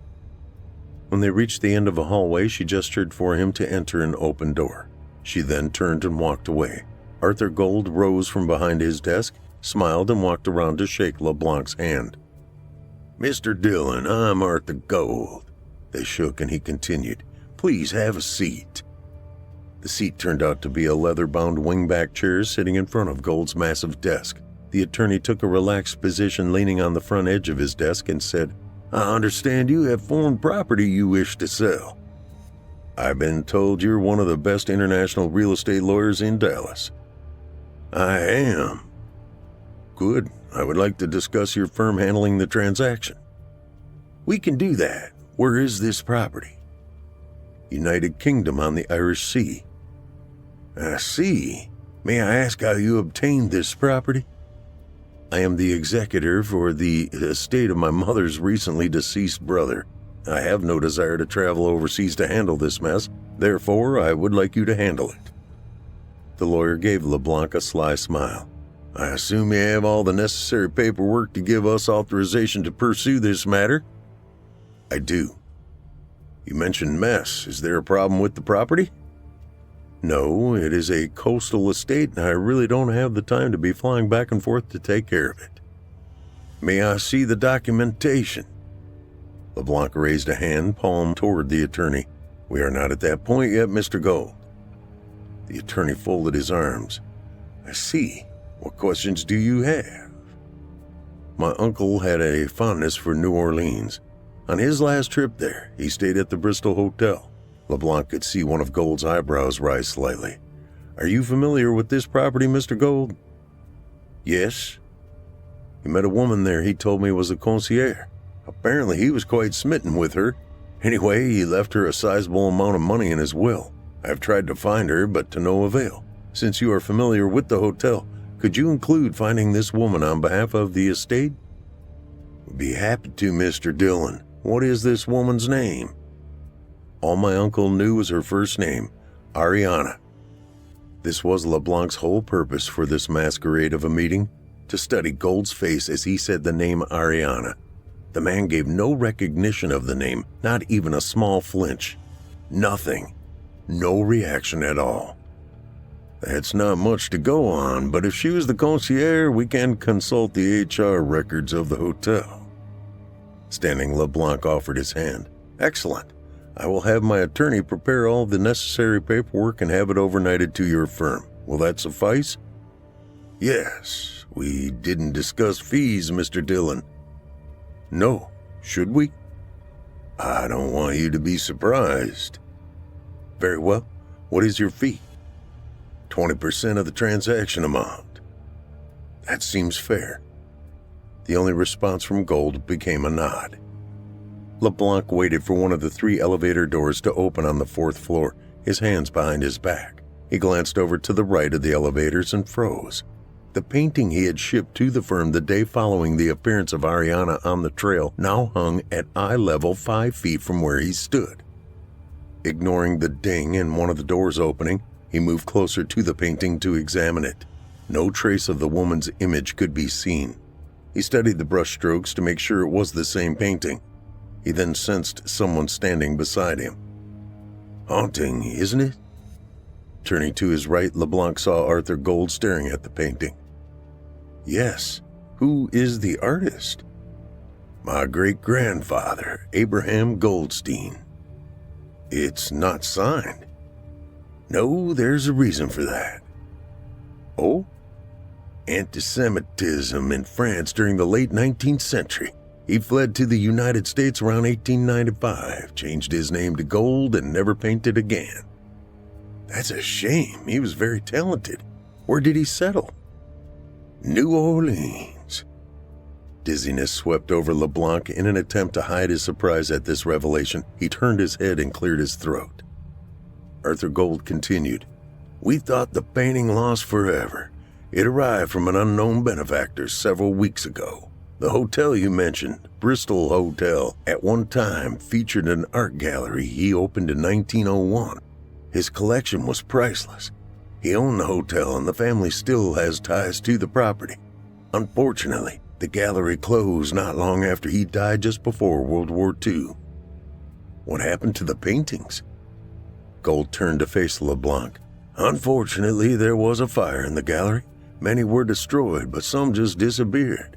The family believes someone stole a number of the masterpieces and set fire to the gallery to cover up the theft. The police were no help. This piece was one of the paintings thought stolen. When was the fire, Mr. Gold? The same day his wife Ariana died, about 1949. LeBlanc fell quiet as he looked toward the painting and then back at the attorney. And the masterpieces have never been found? No. Gold tightened his lips. It is said the thief stole a Cézanne, a Cassatt, and a Monet. He paused for a second. Are you an admirer of fine art, Mr. Dillon? The art thief did not answer as his head spun. Finally, he said, I have been known to invest. An elevator door opened and a man in a business suit exited. Gold said, There's my next appointment. I must go. I look forward to receiving the paperwork concerning the property. The attorney followed the other man, and LeBlanc slipped into the open elevator. On his way out of the front entrance, he glanced at the security panel at the front reception desk and recognized the system the building used. 1:14 a.m., Dallas, Texas. After successfully foiling the security system, LeBlanc knew how much time he would have before first responders would arrive. Using the stairs, he raced up to the 4th floor, removed the nightscape painting, and hurried back down. He broke his record for gaining entry and exiting a building. Exactly 4 minutes and 16 seconds from entrance to driving away from the scene. He was a mile away when the first police car arrived at the Abrams Ledger and Gold law firm. He returned the hot-wired car to the exact place where he appropriated it 2 hours prior to entering the building. Wearing a black hoodie and black jeans, he pulled the hood tight and walked away from the getaway car to his rental parked several blocks away. By the time the sun rose later that morning, LeBlanc sat in an airport concourse waiting on an early morning Air France flight to Paris. With luck and on-time flights, he would be back in his seaside estate by afternoon the following day. A month later. The day promised to be warm as Marcel LeBlanc sat in the seaside cafe perusing the newspaper Le Monde while consuming morning coffee and a croissant. As he chewed the last bite of the pastry, he failed to notice a woman approaching his outdoor table. As a rule, he kept his back to the sea so he would be aware of anyone approaching his location. Her timing could not have been better as she sat down across from him as he turned a page in the newspaper. Looking up, he kept as neutral of an expression as possible despite his surprise. The woman said, Bonjour, Monsieur Leblanc. Putting down his paper, he tilted his head as he said, Bonjour, Madame. You have me at a disadvantage. May I ask your name? You may. Amanda Goldstein. We met several months ago at Camilla Flores' home in Barcelona. Ah, yes. Now I remember. I learned of your name from Camilla. She told me you handle the exporting of their olive oil. LeBlanc kept his guard up as the woman talked. It is excellent olive oil. Are you interested in becoming a client of my firm? The woman's smile disappeared and she leaned over the table. In a lowered voice, she said, I know who you really are. You stole something from my family, and I want it back. LeBlanc suddenly realized who this woman had to be. A smile slowly came to his lips. "Cut the theatrics, lady. Your real name is Ariana Gold, and you are from New Orleans." The woman straightened. "Ariana Gold was my grandmother. You are the man who stole her life." Without realizing his reaction, his jaw dropped and he stared wide-eyed at her. Recovering slightly, he said, "Now, how could I have done that?" "You stole the painting that kept her alive." LeBlanc took a deep breath and chuckled. "I am afraid you are delusional, Madame Goldstein, or whoever you believe you are. Do you admit taking a painting from the art gallery at the Bristol Hotel in New Orleans?" "I admit no such thing. Besides, the art gallery burned before I was even born, so how could I have stolen a painting from it?" "Let me ask you this. Did you see an image of Ariana appear and disappear in the painting?" LeBlanc remained silent. "From your expression and lack of protest, I will assume you did. My grandmother's spirit dwells in the painting. It was her favorite place to be, and it gave her strength. She would only emerge when someone showed interest in the painting. You were enamored with the piece and gave her the strength to emerge from the time you two spent together. When you stole the painting from the gallery, you robbed her of a place to replenish her strength. She tried to get back to the forest but never could. Now her spirit is lost forever, and it's your fault." A smirk appeared on LeBlanc. "Do you expect me to believe this fantasy of yours, Ms. Goldstein?" "I personally don't care if you believe me or not.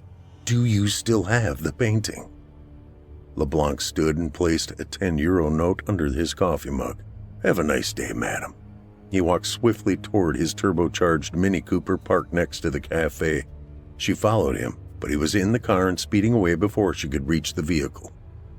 His route did not take him toward his seaside mansion. Instead, he traveled north until he intersected the A8 and took it west toward Nice. Occasionally, during his drive, he would study the rearview mirror looking for signs of being followed. He saw none. 40 minutes later, he parked the nimble little automobile in front of a home box storage unit. With his entry code and key, he entered the 2x10-meter storage unit and shut the door. He turned on the overhead light and surveyed the paintings he stored there. Still covered by the bubble wrap used to protect it during the flight from Houston to Lyon, France. He picked up the painting stolen from the wall of the law firm of Abrams, Ledger & Gold. After carefully removing the tape, he unwrapped it and examined the canvas. A figure standing by the edge of the stream stared back at him. It was Ariana Gold, her arms reaching for him. With the assistance of Interpol and the French gendarmerie, Amanda Goldstein gained access to the estate of Marcel LeBlanc. It had been several days since her encounter with the man at the seaside cafe, and he never returned home. During their search of the premises, they found records of a storage unit in Nice. The discovery of LeBlanc's Mini Cooper in the parking lot of the storage unit provided additional evidence allowing a search warrant to be signed by a judge in Nice. The storage locker of one Marcel LeBlanc was then opened by the authorities. Inside, they found multiple million-dollar works of art reported stolen over the past 2 decades. Amanda Goldstein, acting as a guide for the Interpol agents, assisted in taking inventory of the storage unit. When these articles were referenced against Interpol's stolen works of art database, they confirmed every article in the storage unit was a confirmed stolen piece of art. She also found a lost painting taken from the wall of an American law firm. It was a tranquil scene of a nightscape with the moon reflecting off the surface of a wandering stream. She noted, sitting next to the water were 2 figures holding hands, a woman and a man. Amanda displayed a slight smile and said, "Grandmama, it is good to see you home with your lover by your side." I was walking along Airston Beach near the cove, looking for shiny metal objects. Many of these could be sold for scrap to out-of-town metallurgists. This was my primary source of income then, and I was on the beach for hours every day. I was looking off into the distance when I saw the waves crash against a bundle about 40 feet away. I got excited, for the bundle was large. No one would object to my salvage claim as long as the item wasn't claimed as another's property. I threw my canvas collection bag over my shoulder. My shoes squelched with every step, and I hoped that this find would fetch a high enough price to mend the holes in my footwear. I quickened my pace as I noticed the tide coming in. My prize might soon be lost. I was out of breath when I reached the bundle and collapsed to my knees. Despite my young age, poverty had stolen most of the health from my bones. The bundle appeared to be wrapped in a tattered sheet that was dirty with stains common to a long journey at sea. It was covered in seaweed, which I pulled off in handfuls. I turned the bundle over. Before me lay the corpse of a woman. I recoiled and placed my hands over my face as if this would cause the corpse to disappear. I had found dead things before, fish or a runaway pet. This was my first human body. I forced myself to look. She was nude, her pale skin glistening in the sunlight. There were no visible signs of injury or decay. She could have been taking a nap for all I knew. I reached out and touched her. She was ice cold. The feeling of her skin under my fingers made me run for the town constable. Before I left, I grabbed a handful of seaweed and laid it over her face, tucking her night black hair beneath her head. The overwhelming beauty of her unnerved me. The town of Raven's Cove was a small coastal settlement surrounded by hills and cliffs. These hills and cliffs offered pristine hiking trails once popular with tourists. The beaches used to be full of people sunbathing and sailing in the cove. Main Street bustled with shoppers, and the taverns were full of revelers sipping pints of ale in the salty breeze. But then the weather became foul. Warm, breezy summers were slowly replaced with sweltering heat and record humidity. The winters, which began as cool and windy affairs, became freezing and snowy ordeals. The tourists still came, but left with sour tastes in their mouths. The number of visitors dwindled year after year. The beaches were abandoned, and the shops on Main Street shuttered. The town's demise was almost assured. Ray Bray, head constable, arrived at the beach with frightening urgency. He wasted no time in ordering his deputies to form a perimeter. News of the body had traveled fast, and Constable Bray ensured that none of the townspeople upset the crime scene. The sun had swung across the sky towards the horizon before I was let go. I wasn't privy to any investigation details and was told to have a pint to settle your nerves. I pushed my way through the late afternoon crowd of sweaty men, all elbows, body odor, and gutter curses. I went to the town square, where I entered B's Tavern. I found a sliver of open bar and reached forward to order a beer, but one was already before me. The thin bartender smiled, his large mustache dancing in good humor. "Everett, my friend, this one's on the house," he said. I didn't look a gift horse in the mouth. "Thank you, Ben." I placed a copper penny on the bar for a tip. Ben swiped it with practiced swiftness and tucked it away in an unseen pocket. "Heard you made a gruesome discovery at the beach today," he said. He was still smiling, and it began to annoy me a bit. "Yes, I did." I took a big gulp of beer to hide the stutter that was emerging in my voice. "I haven't been down to the beach," the barkeeper said, swinging his arm around the room. "Obviously, but I heard the beach is now swarming with Connies swinging their cudgels and bellowing useless questions." I nodded. Ben was my best and only friend in Raven's Cove. He was often crass and sometimes rude, but spoke from the heart. People like him were in short supply in Raven's Cove these days.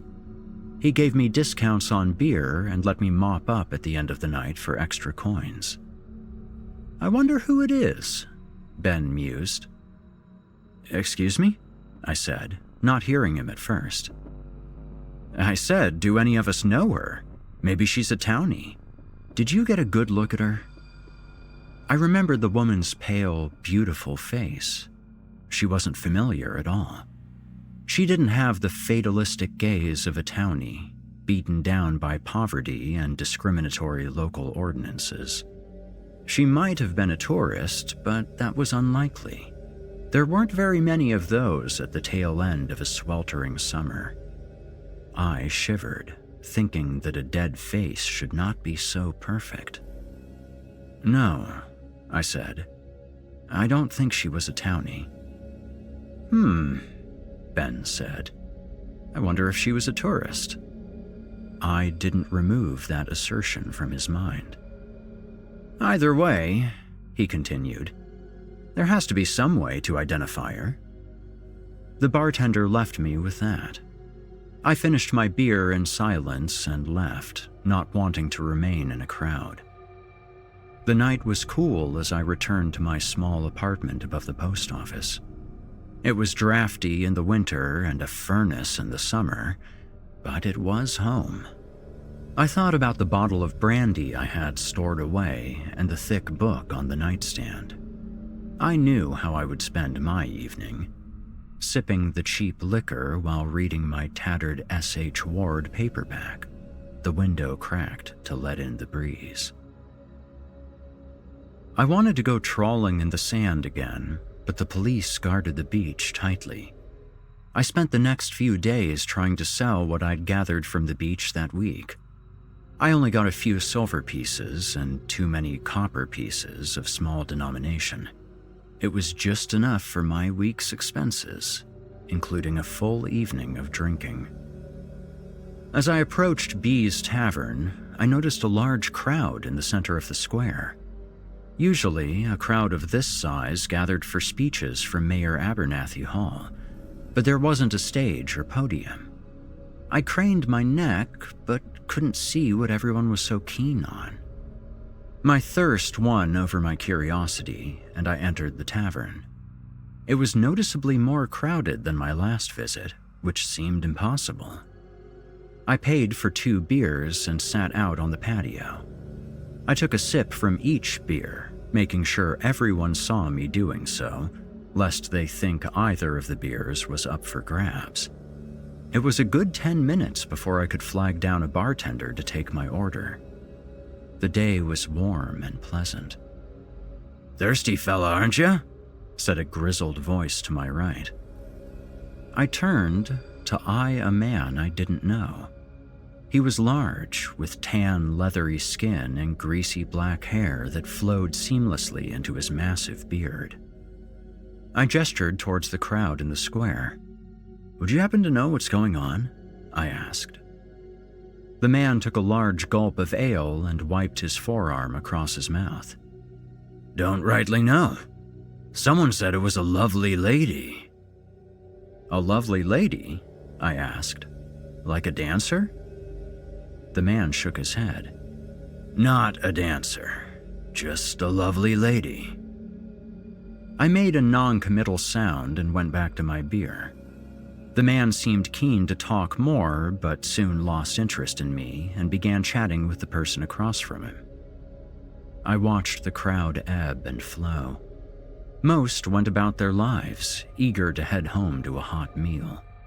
A sizable portion of people stopped to gather around the unseen attraction, waiting for a turn to see the lovely lady, I wagered. I went inside and found Ben tapping a beer for a customer. I ordered another drink.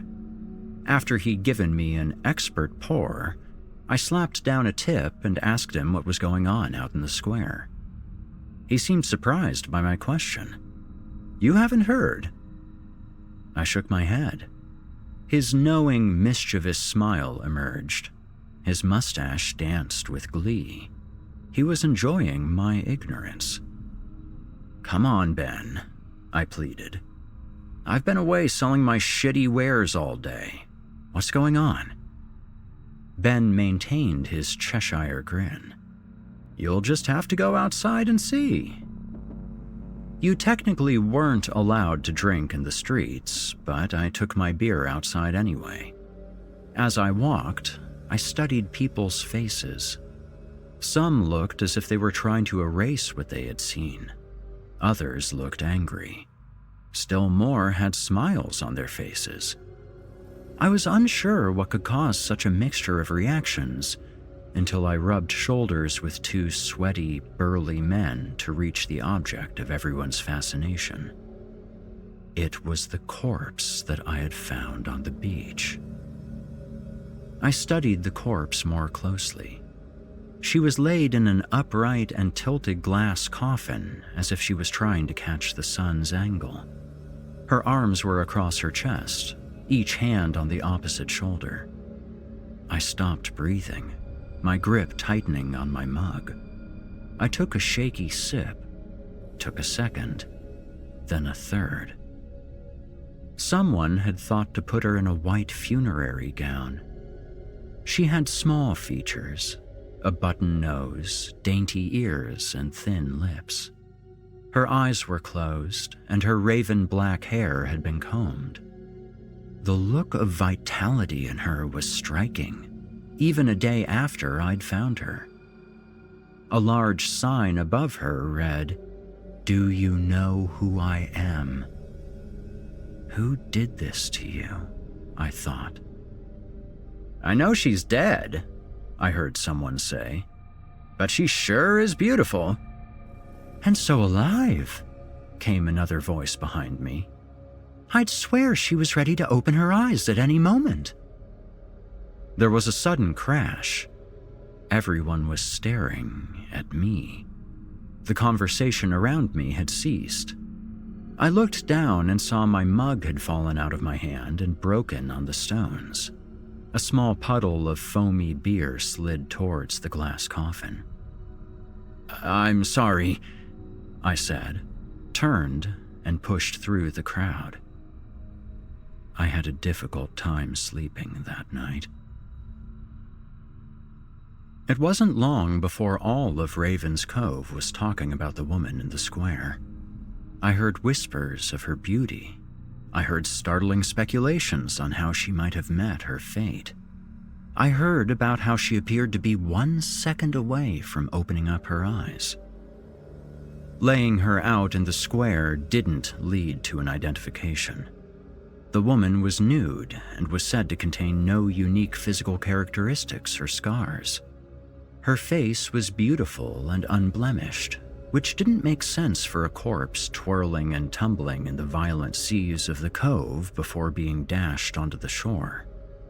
Her race was indeterminable, as if she possessed mothers of every race of womankind.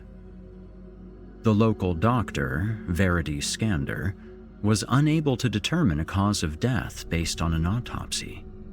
None of her arteries were clogged, her lungs and airways were free of any obstruction, and there were no signs of internal bleeding. Every organ appeared to be in perfect health. The rumors began to travel like the wind from the sea, strong and unrepentant. The corpse was an elaborate prank designed to scare tourists away. Or she was a complex and detailed mannequin that had been thrown away from a department store in one of the glittering cities whose lights could be seen across the bay. The corpse was also considered something more sinister, but it took a lot of work to pin down details in those claims, making their provenance dubious. It didn't help that the corpse hadn't decayed since I had found it. I avoided the square as much as I could, which was hard because almost everything I needed in my daily life was off the square, especially my favorite tavern. No one ever told me how difficult it would be to not look at something you were dreadfully aware of. Don't tell me you haven't taken a look, Ben said one night. I had arrived early after an unsuccessful day at the beach. I tried to keep to my routine of combing the sand for valuables, but the beaches were now covered in sunbathing tourists, like acne on a pockmarked face. Everything I found was either worthless, kicked into the sea, or belonged to someone else. I got strange looks, like I was somehow the one who didn't belong. My pocketbook was getting so light I thought the wind would carry it away. I could barely scrounge the leftover change for more than a few beers each evening. I took one look at that thing in the square, I said, and bolted.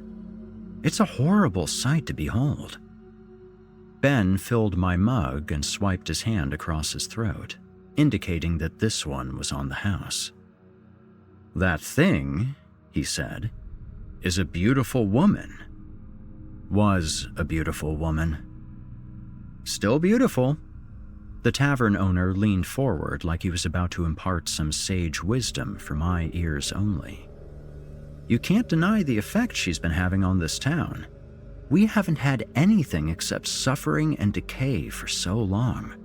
Something strange, beautiful, and inexplicable has literally washed ashore, and almost overnight, Raven's Cove has shifted somehow, as if nudged by the hand of a giant. It's amazing to see. You speak as if the death of a woman is something to be celebrated, I said, hoping to catch Ben in a trap. Not at all. Something has happened that is beyond all reason. It defies a rational explanation. That, in and of itself, is worth celebrating. I looked around the crowded bar and out towards the crowded square. I guess extra business is something to be celebrated as well, I said. A large smile grew on the tavern owner's face. Always. We drank in silence for a bit. Hey, Everett? Ben asked. Yeah? Would you like a job here, in the tavern? We could use a few extra hands. I smiled. I thought you'd never ask. I started at B's Tavern at exactly the right time. The town had a vitality it hadn't experienced in years, perhaps decades. Hotels dusted off their keys and cleaned the bedsheets. Restaurants updated their menus with local seafare and vegetables from the surrounding farms. Curio shops stocked the latest in kitschy trends, some of which would have felt at home in my tattered canvas sack from my beachcombing days. Everybody's step seemed lighter, every set of shoulders stronger. Even the sky seemed to take pleasure in the town's newfound health. The clouds parted to provide sunny afternoons. Rainy days seemed to have gone extinct. I was a bit more subdued. As I cleared empty mugs and wiped down tables with a damp dish rag, I was keenly aware of the reason why everyone crowded the hotels, taverns, and beaches. Everyone was here to gaze at the artifact, as the tourism board had dubbed her. Working in a popular tavern right on the square did have its advantages. The obvious one was the pay. I was finally able to fix the drafty window in my apartment. I had my ancient rug replaced. Previously, I'd only been able to purchase a couple of books at a time, and had to sell what I owned in order to purchase more. Now I had a stack of books on my nightstand, all new and all my own. The regulars at the tavern all recycled the same conversation. Most were the type who sipped their ale quietly, staring into their mugs as if they held the antidote to their despair. The tourists, however, spoke loudly and seemed to revel in being heard. They mostly spoke of the artifact. I hear she blinks, but only when she isn't being observed. I can't wait to see the famous lady. I hear she has the prettiest hair and the fairest skin. It's quite disgusting what this town is displaying in its square. I'm curious what it says about the psychology of these simple small-town folk. The mayor of my town has personally asked me to come and see if we can replicate something like this. The taboo subject matter makes this art installation all the more titillating. I tried to block out their conversations, but it was exhausting. Every night I collapsed into bed fully clothed, only to have nightmares invade my sleep. Little did I know that the true nightmare was just beginning. The first disappearance occurred close to midsummer. A man named Burton Axeldove was last seen drinking at the Waterways Tavern across the square from B's. Witnesses reported that after downing an obscene amount of beer, Mr. Axeldove stumbled toward the center of the square. This was close to the last call. Poorly maintained gas lamps lit the square. From there, no one knows where he went. He was first reported as a delinquent for failing to pay the weekly rent at his lodgings. This assessment was changed when his room was searched. He hadn't been there for days. Food lay rotten on the kitchen table, and Mr. Axeldove's beloved pit bull terrier was weak from hunger and thirst. This was the first major disappearance in years, and the constables publicly addressed the town to assuage any fears. Mayor Hall was adamant that Raven's Cove was still a safe and secure vacation destination. It was determined that Burton Axeldove likely drowned in the cove as a result of going for an ill-advised drunken swim. The town collectively wiped their brows and went on with their lives. An accidental death was a death easily forgotten. That was until the body was found. Burton Axeldove's mutilated body was found in a narrow and disused alleyway off the square. His enormous belly had been sliced open. His intestines lay on the dirty cobbles in a pool of blood and mingled fat. The pale pallor of his skin stood out against the dark bloodstains splotched all over his body. His clothing was in tatters. The constable's theory of drowning was thrown out, and the townspeople began to whisper of a killer in their midst. Despite the brutality of the crime, Mayor Hall didn't address the town. Mr. Axeldove had been poor, so he only mattered a little to the mayor. The tourism numbers were unaffected by this tragedy. It was chalked up as an isolated incident in a backwater town. But I heard murmurs in the bar. Regulars who used to drink silently now grumbled about Burton Axeldove's fate. Some had known him from around town and lamented the passing of a man who, despite his rough nature, was one of their own. Others focused their ire on Mayor Hall, who didn't seem to give any shits about his own citizens. The next person to disappear was Abdul Dorga. Dorga was from the far-off city of Erontia, which lay on the edge of an oasis in a vast desert. I had never heard of the place, but the wealthier tourists came from this city. Their coal-black skin and fine, colorful robes were a welcome splash of life. Interactions with the townsfolk were cordial. Dorga was last seen with his wife walking through the curio shops that ran along one side of the square.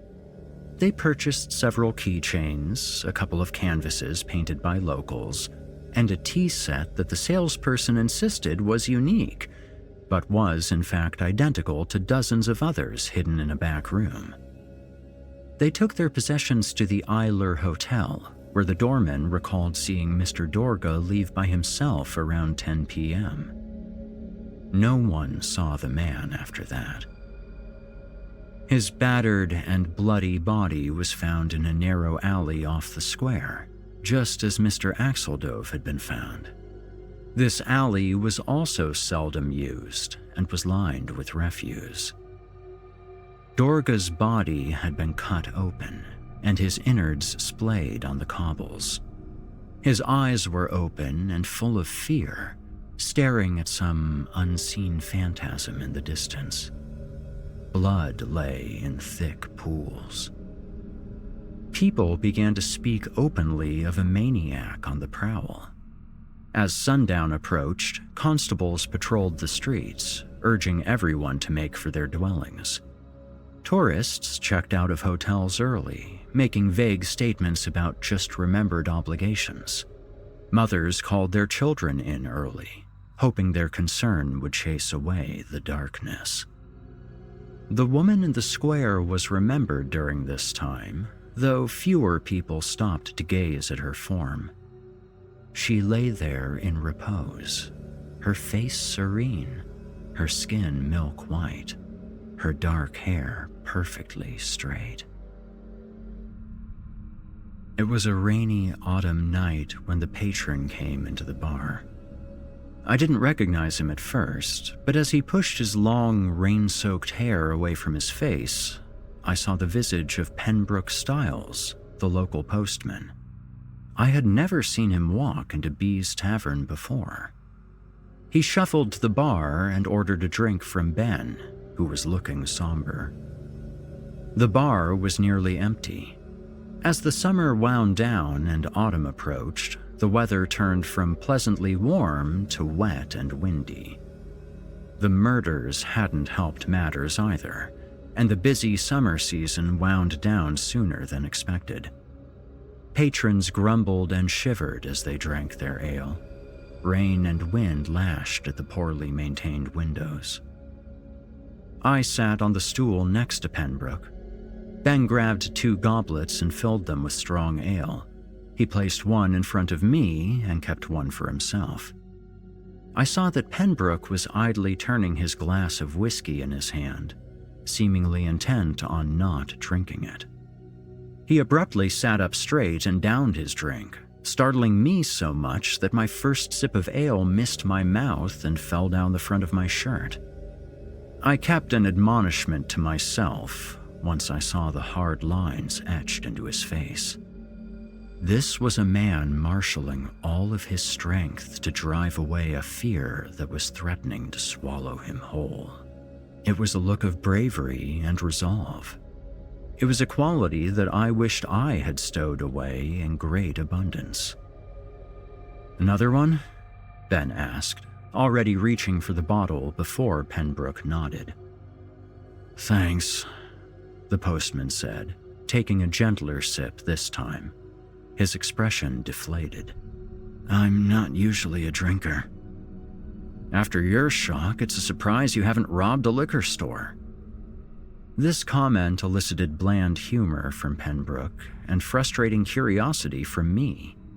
Ben saw my look. "Would you mind repeating what you told me to Everett here?" he said. Pembroke turned and looked at me as if he had just noticed I was there. It wouldn't have surprised me if that were the case. He looked me up and down, assessing me. "Everett here's a good one," Ben said. "I think it's important that he hears this." The weary postman seemed to think on it for a few seconds before downing his second glass of whiskey and tapping the rim for a refill. Ben dutifully obliged.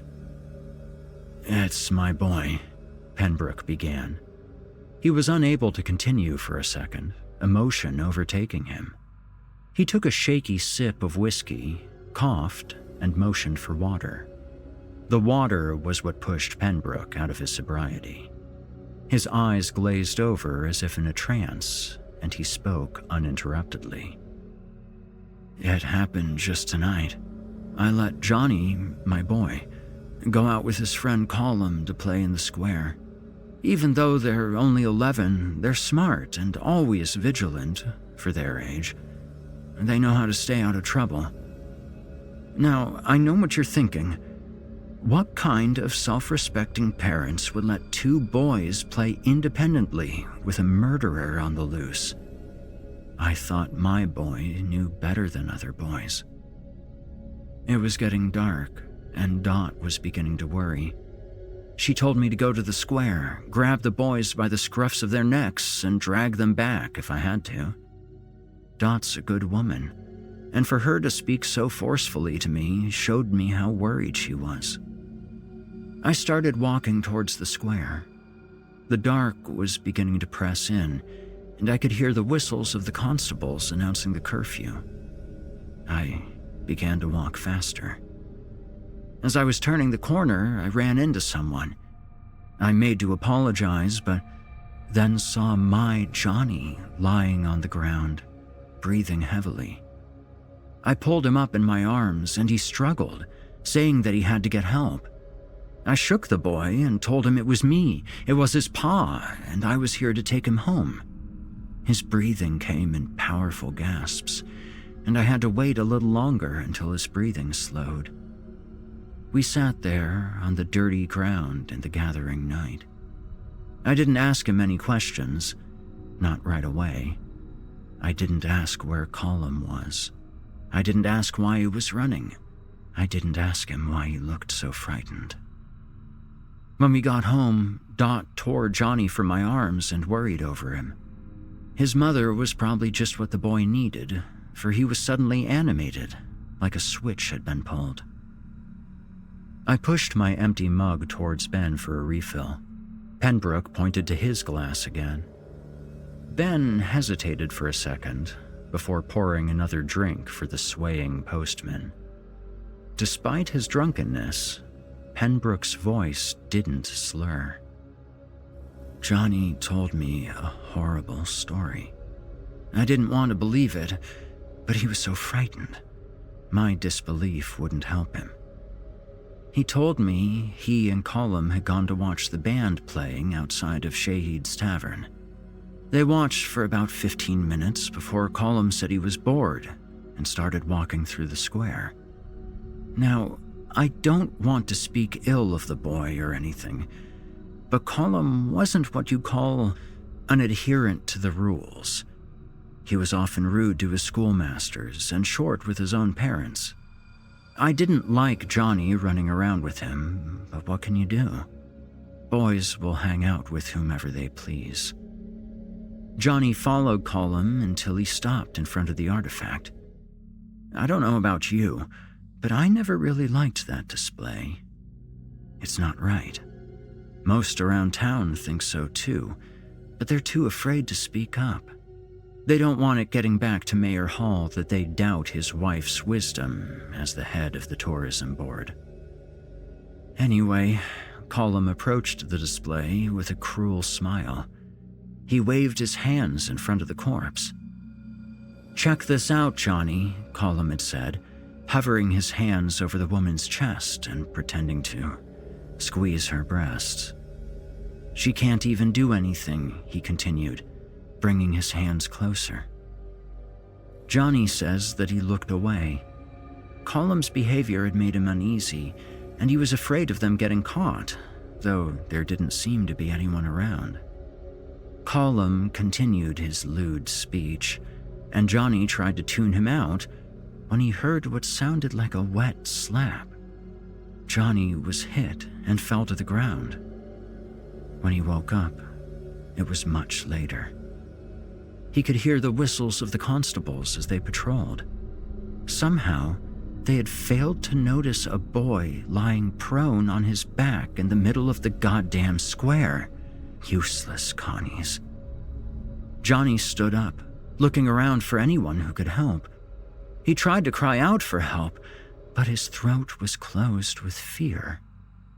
That fear multiplied when he saw that Colum wasn't there. He stood up and walked towards the artifact. Colum had been standing there moments before, only it hadn't been moments before, because Johnny had been out for who knows how long. Johnny realized that the display case was empty. The corpse was gone. It was then that he took off running. The rain had let up in the time it took for Pembroke to finish his tale. He was still on his fourth drink, and he was once again twirling it slowly in his fingers. "That's quite the story." Ben's voice was steady, measured, and testing. Pembroke laughed without humor, brought his glass to his lips, and lowered it back down without taking a sip. "I agree," I said, a little too quickly. No one turned to face me. "You have to admit it's a little hard to believe." I could feel the bile rising in my throat as I spoke, each word becoming more difficult to say. My fear had graduated to nausea. "I'm not a liar," Pembroke said, as if it were an epitaph set in a tombstone. "And neither is my boy." Nobody spoke. With the absence of the rain and the postman's steady drawl, the evening was silent, as if a large blanket had been draped over the world. In this silence, a woman's anguished wail sliced the night in two. Pembroke had told us his story right after telling the constables the same one. A search party was formed, with constables and townsmen alike combing the streets, beaches, and parks with rain jackets and lanterns held aloft in the dark. Colum's mother, Irina, was among these searchers, and she made the grisly discovery. Colum's body was found in Gardner Park at the edge of the town limits. I will spare the reader, whomever you may be, of the grisly state of the body. Suffice it to say, his throat was torn out. I can't imagine how his mother felt when she saw him. Words fail me utterly. It didn't take long for Pembroke's tale to grip the town. That day, the chatter in the square had a more manic energy, like bees buzzing in an agitated hive. A few townspeople roamed the streets carrying clipboards and asking for signatures on a petition begging the tourism board to remove the artifact. I signed as many of them as I could. That evening, I stayed in my apartment for most of the day, trying to read and subsist on the meager fare I had left in my kitchenette. Every time I looked out the window, I saw groups of men in the streets, like packs of wolves out for the hunt. The day's events had tired me, the way other people's pain has a way of doing, and I was asleep as soon as my head hit the pillow. What followed was a dream unlike any I'd experienced before. I was an adept dreamer and had the ability to know when I was dreaming. I could always force myself awake whenever things got too harrowing. But that was not the case that night. I started out in the square. It was completely absent of people. All of the shops that lined it appeared abandoned. Windows were boarded up, chairs were overturned on patios, and detritus sailed across the cobbles as if ambling down a country lane. I began walking towards the center, unheeded by any thoughts.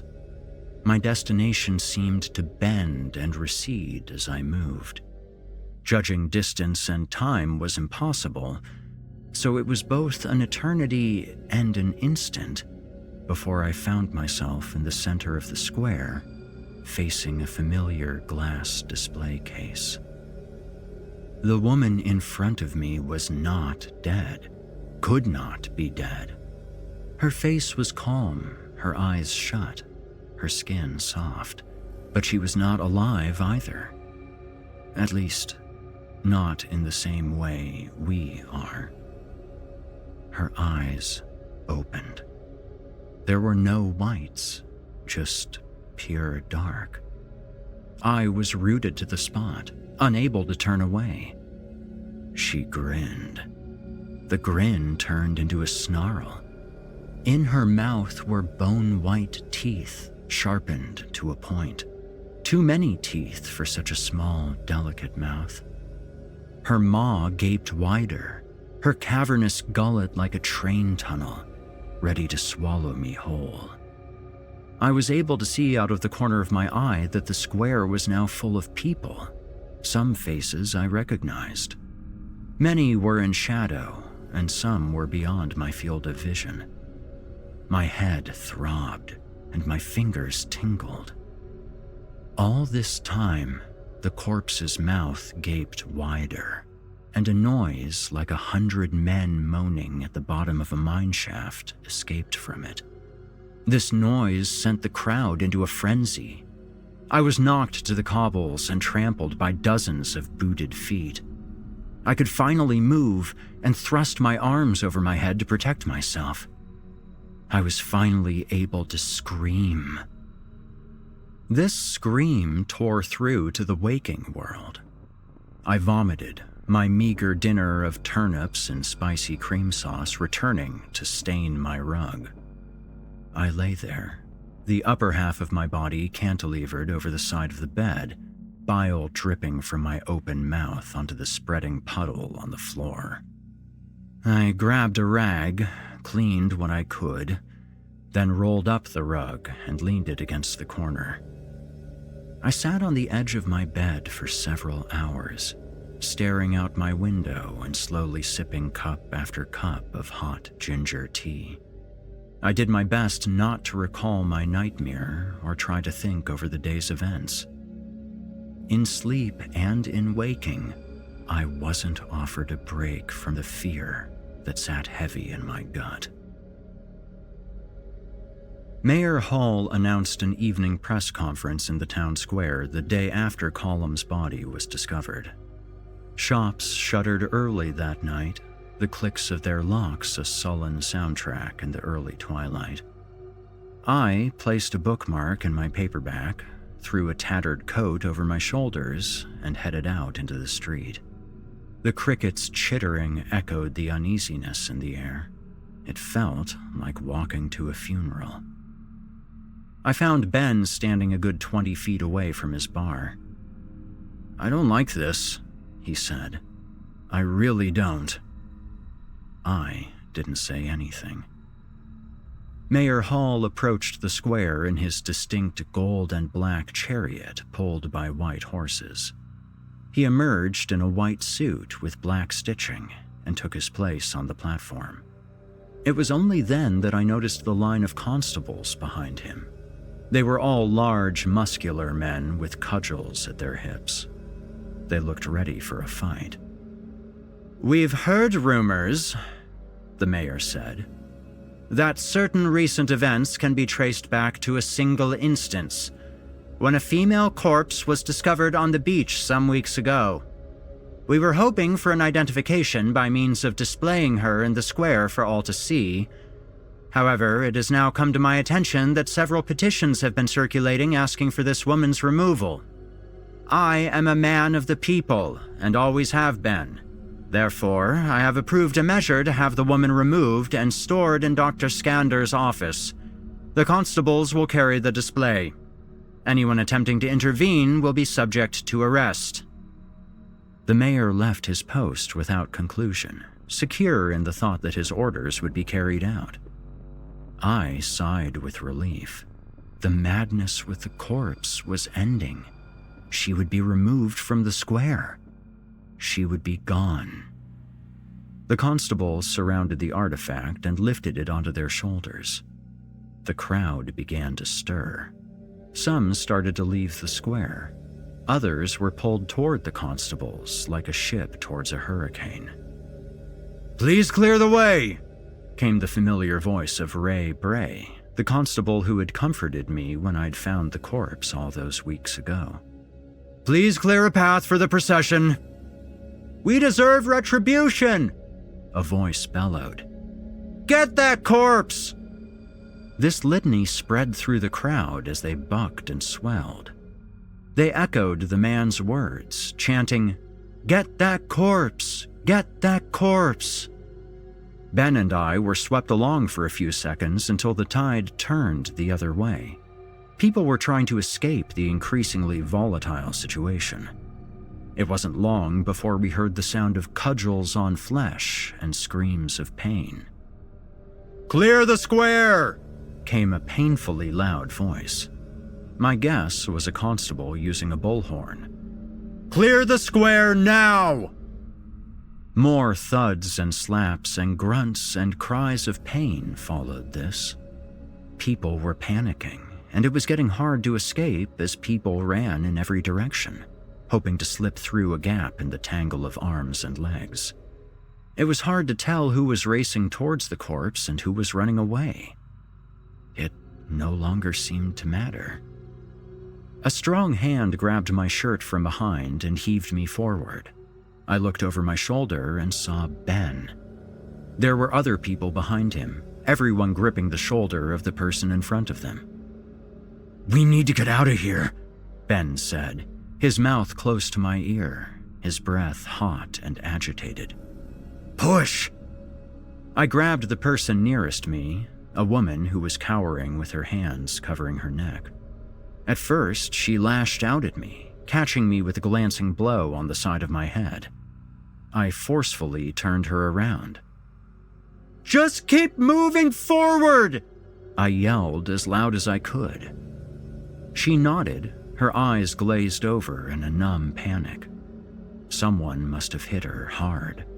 A large bruise was starting to swell on her cheek. She didn't move, and I could feel the pressure on my back mounting. "We have to move!" I said, a little unkindly. Her terrified face told me I was making the situation worse. "Listen," I said. "What's your name?" Alina." She said it weakly, and it was a miracle I heard her. "Alina, we need to get out of here." I pushed her behind me.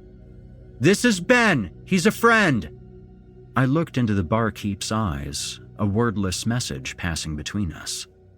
Alina took a firm hold of my grimy shirt. I smiled, even though this situation was beginning to overwhelm me. "To B's Tavern!" I called. "All will be safe there!" I charged forward. We were lucky to escape the chaos right in front of B's Tavern. We pushed our way in. Ben shouted at the bartenders, who went into action. They moved tables out of the way and cleared a path. People looking to avoid the chaos outside entered in a rush. I stayed at the entrance, eyeing each face passing through the doors to ensure they didn't carry a glint of mischief. Everybody looked scared, which seemed the appropriate response. The bartenders tilted the tables when the bar was full to form a barricade. It seemed unneeded at first, but we were lucky they had taken the precaution. After an hour of fierce screaming and scrambling, the square outside grew eerily quiet. It was as if someone had blown out a candle. Everyone in the bar had more or less regained control of themselves. Many were still scared, as was I, but life in Raven's Cove is hard at the best of times. We are a resilient people. I saw Alina tend to the wounded in a caring and deliberate manner. Her shocked face from an hour ago had transformed into a determined scowl. I watched her for a while, grateful that I'd grabbed her. Though there was an older woman with a broken arm, most only had cuts and bruises. The clamor outside began again 1 hour later. I was standing at the windows, dozing off. The chorus of rising voices outside made me spring up. Torches were lit here and there like stars in the night. Vague shapes and outlines formed in this meager light, though it was hard to see exactly what was going on. All I could tell was that there were a lot of people outside, and they sounded angry. Ben levered open a transom window that was above the main doors. He grabbed a stool and stood atop it, his bushy eyebrows scrunching with the effort to hear. I studied him as he listened and saw mounting horror dawn on his face. He stepped off the stool. "Come with me," he said. I followed him, only to be followed by Alina.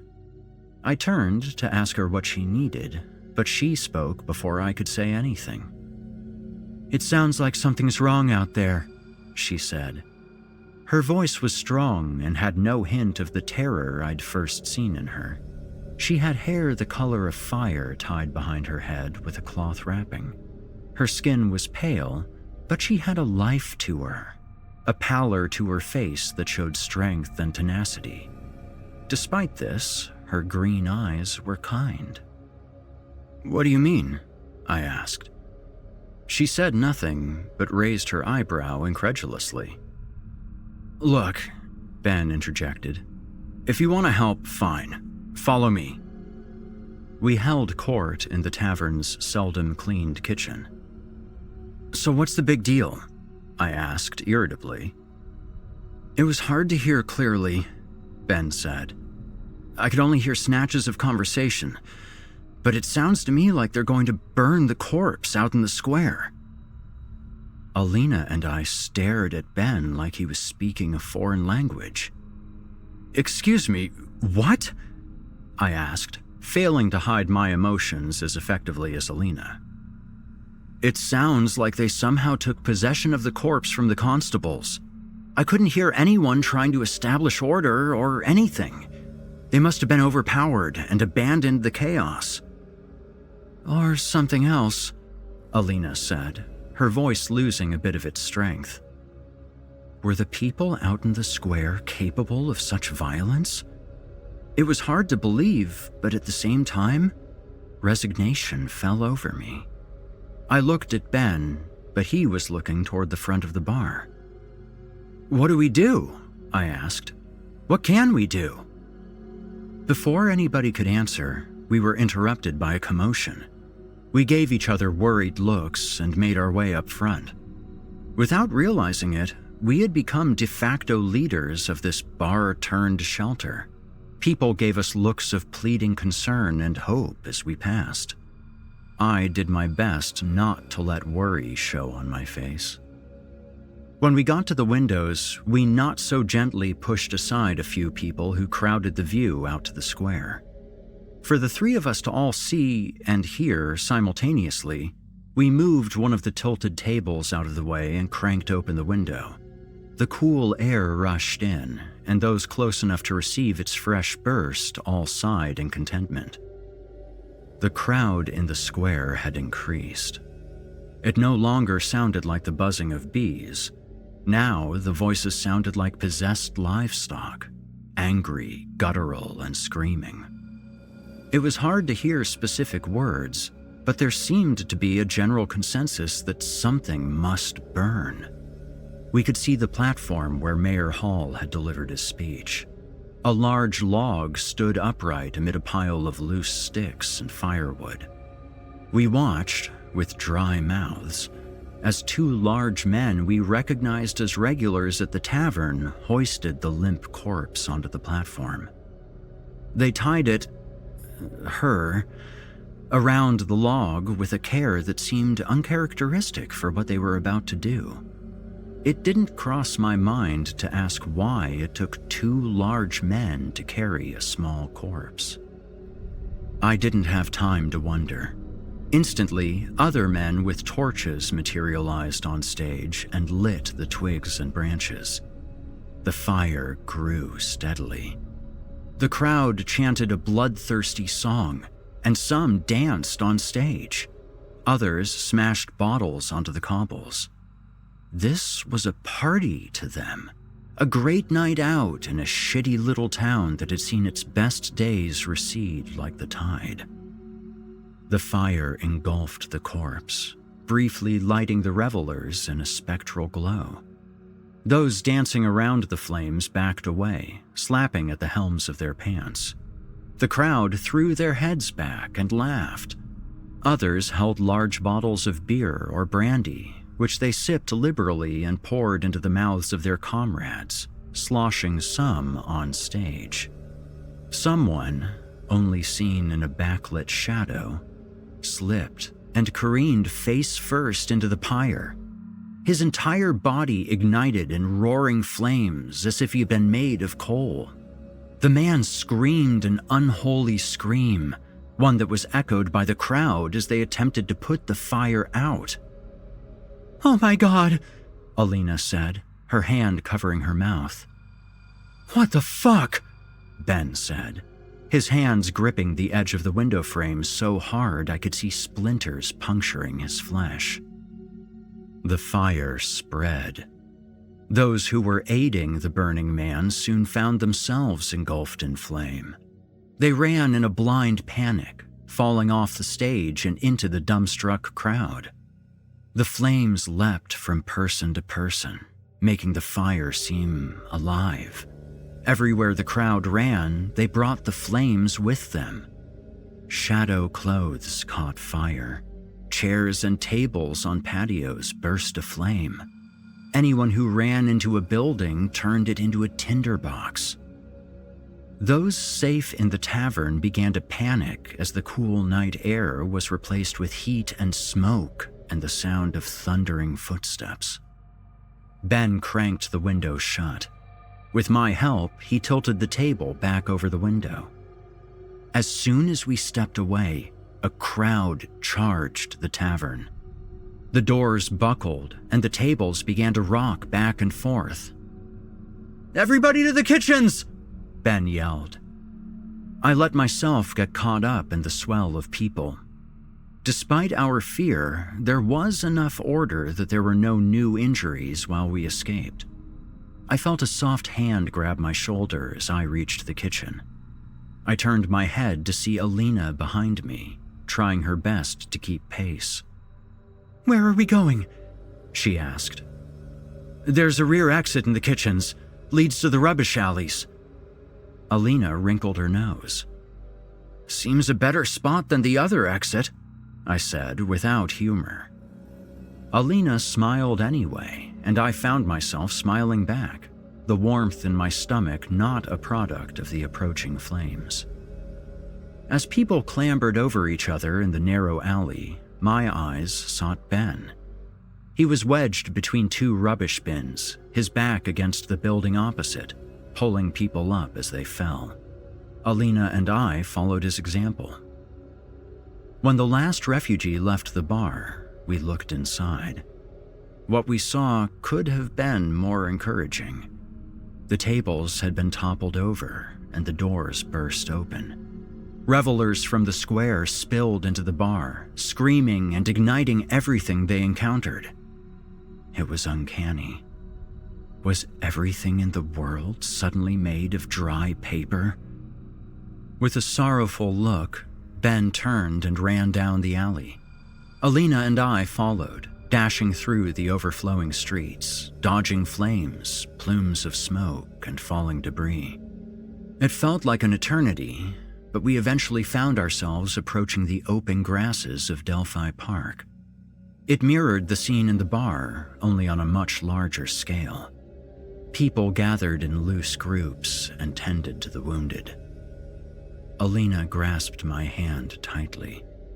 Our breaths came in large, painful swallows.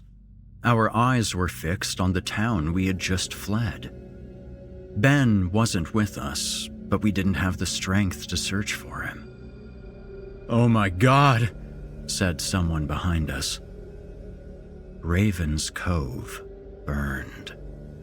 Homes, hotels, shops, warehouses, taverns, and tea houses, all burned indiscriminately. The night was choked with smoke, the sky a sickly pallor in the light of the flames. The town constables, roused from their hiding places, summoned the fire brigade. They might as well have spit in the ocean for all their effort.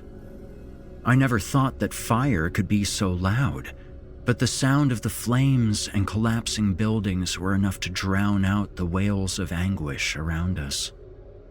We tore our gazes away from the horizon. We were led to a flat, dry field where people lay in neat rows on the grass, sleeping fitfully and restfully. Blankets and pillows grabbed from outlying dwellings were distributed. Alina and I found two spaces side by side and fell asleep quickly, our bodies finally catching up with our minds. We were greeted by an eerie silence the next morning. Looking at the grass around me, littered with blankets and bedrolls, I lamented my small, drafty apartment, its ruined rug, and the small collection of books, that were now nothing more than ash. I stood up and made my way towards a column of smoke, this one small and coming from a cooking fire. I found Alina where I thought she would be, near the steaming pot of stew, doling out generous helpings to patient hands. I gave her a nod when she served me and found a spot on the grass to eat. I was soon joined by Ben and several other bartenders that worked at B's Tavern. Eventually, Alina joined us as well. "There's talk of a cleanup effort," she said between sips of stew. "I was hoping you would like to join." She looked at Ben. "And you can check on the status of your tavern." Ben grunted. I could imagine that the thought of his tavern hadn't abated since the previous night. We slept in the same field that we had the previous night, for the smell of the carcass that was Raven's Cove was overwhelming during the day. We started with the tavern, of course. It took most of the day to clear the broken glass, twisted stools, and charred pieces of wood. Occasionally, we moved a piece of debris to find something still on fire. We put those embers out quickly. News of casualties started to trickle in slowly and only on the winds of rumor. Some said 600 dead, while others said over 1,000 souls perished. The number of injured was even higher. By the time we lay our heads onto our bedrolls for the third night, a hospital train had arrived at the station from the city of Caravas to tend to the overflow of patients. Ben, Alina, and I continued cleaning up the bar. Never once did I ask Ben how he was doing. The manic way he scrubbed the floors of soot and the way he hauled trash into the large public receptacle in the square spoke of grief that could never be put into words. After the tavern, we offered our help in other parts of town. As we cleaned, the true destruction became apparent. In the absence of debris, the town appeared skeletal and malnourished, its gaps like rotting gums. As much as 60% of the building stock in town was deemed too damaged to save. No one could figure out how a small fire could get so out of hand. There was talk, of course. There was always talk. But forget that. What I'm about to impart to you, dear reader, is not gossip. It is a first-hand account. I was clearing debris from a collapsed building near my apartment. As I had feared, there was nothing left of my dwelling. By the time I'd finished helping Ben with his tavern, I'd come to find the building I'd lived in nothing but a husk of stone, charred wood, and ash. As I grabbed a large chunk of plaster, I saw a scrap of cloth that looked like a woman's dress. I recoiled, remembering tales from Delphi Park of people encountering bodies under the rubble, some whole, some in pieces, and some burned beyond recognition. I steeled myself and cleared more debris. The more I moved, the more I was sure that I was digging up someone's grave. My stomach dropped into the sea. Before me was the perfectly pristine corpse of the woman from the beach, the one who was burned in the town square not a week before. Her skin was unblemished, with no burns, cuts, or breaks. Her raven hair lay in spider strands around her head like a demented crown. She stood out starkly against the sooty ruins. The woman's eyes were open. They were deep, black pools with no white around the iris. Her chest began to rise and fall, a mimicry or mockery of my panting breath. Her lips slowly parted to show her teeth, bone white, sharp, and too numerous. I thought about Pembroke's story. I thought about the state of the murder victims' bodies. I thought about the rumor mill of small towns and the fear that results from poor understanding. I hadn't wanted to believe the rumors. I hadn't wanted to believe the unbelievable. Now, I stared at the unbelievable and could not discount it. I know what you might say, as many have said to me, that I was merely hallucinating, that I was overworked, hungry, and sleep-deprived, that I dreamt the corpse's animation. Discount it if you must, but I know I wasn't asleep and wasn't hallucinating. Why would I hallucinate such horrors when the presence of a pristine and unblemished corpse amid the ruins of fire was enough for cruel nightmares? I screamed. I must have, for others soon stared at the corpse in amazement and fear. No one commented on her eyes, her teeth, or her breathing. She appeared lifeless among the rubble once others began to arrive, but I knew it was only an act. Ultimately, the remaining constables carted the corpse to a secret location that only Mayor Hall and a few constables knew. There, the corpse remains to this day, watched and guarded at all hours lest it wreak havoc again. As for me, I packed some food into a canvas bag and hopped on a train heading into the city. It was too traumatic to remain behind. I had no belongings, money, or talent, but I hoped to find some work and basic lodgings in Caravas.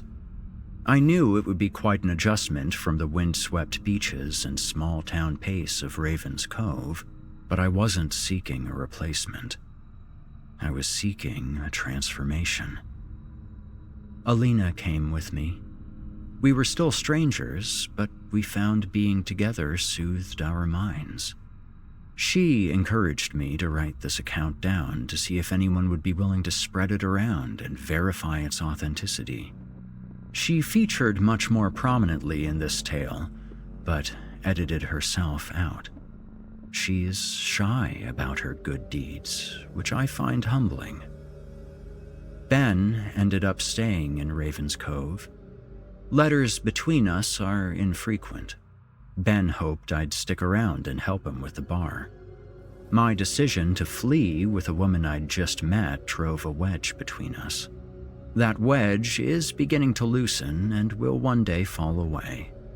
In his last letter, he droned on about the progress of the tavern, which he had decided to redesign according to the principles of the Domus School, a new philosophy of architecture he heard about from a visiting urban planner who was in dire need of a drink. Though I often think of Raven's Cove, I need to catch up with its progress.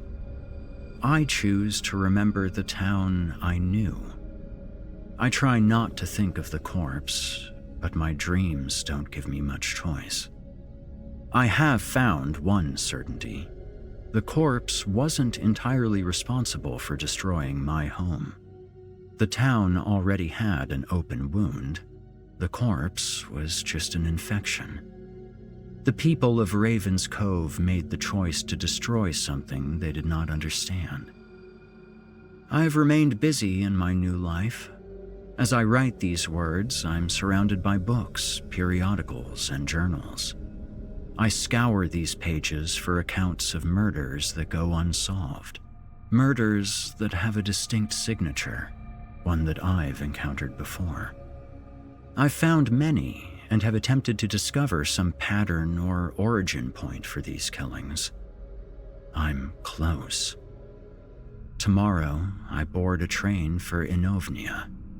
It is said that, long ago, this small seaside town on the other side of the continent was beset by a string of murders after the burial of an unidentified raven-haired beauty who washed up one day on the shore. Chilling tales for dark nights.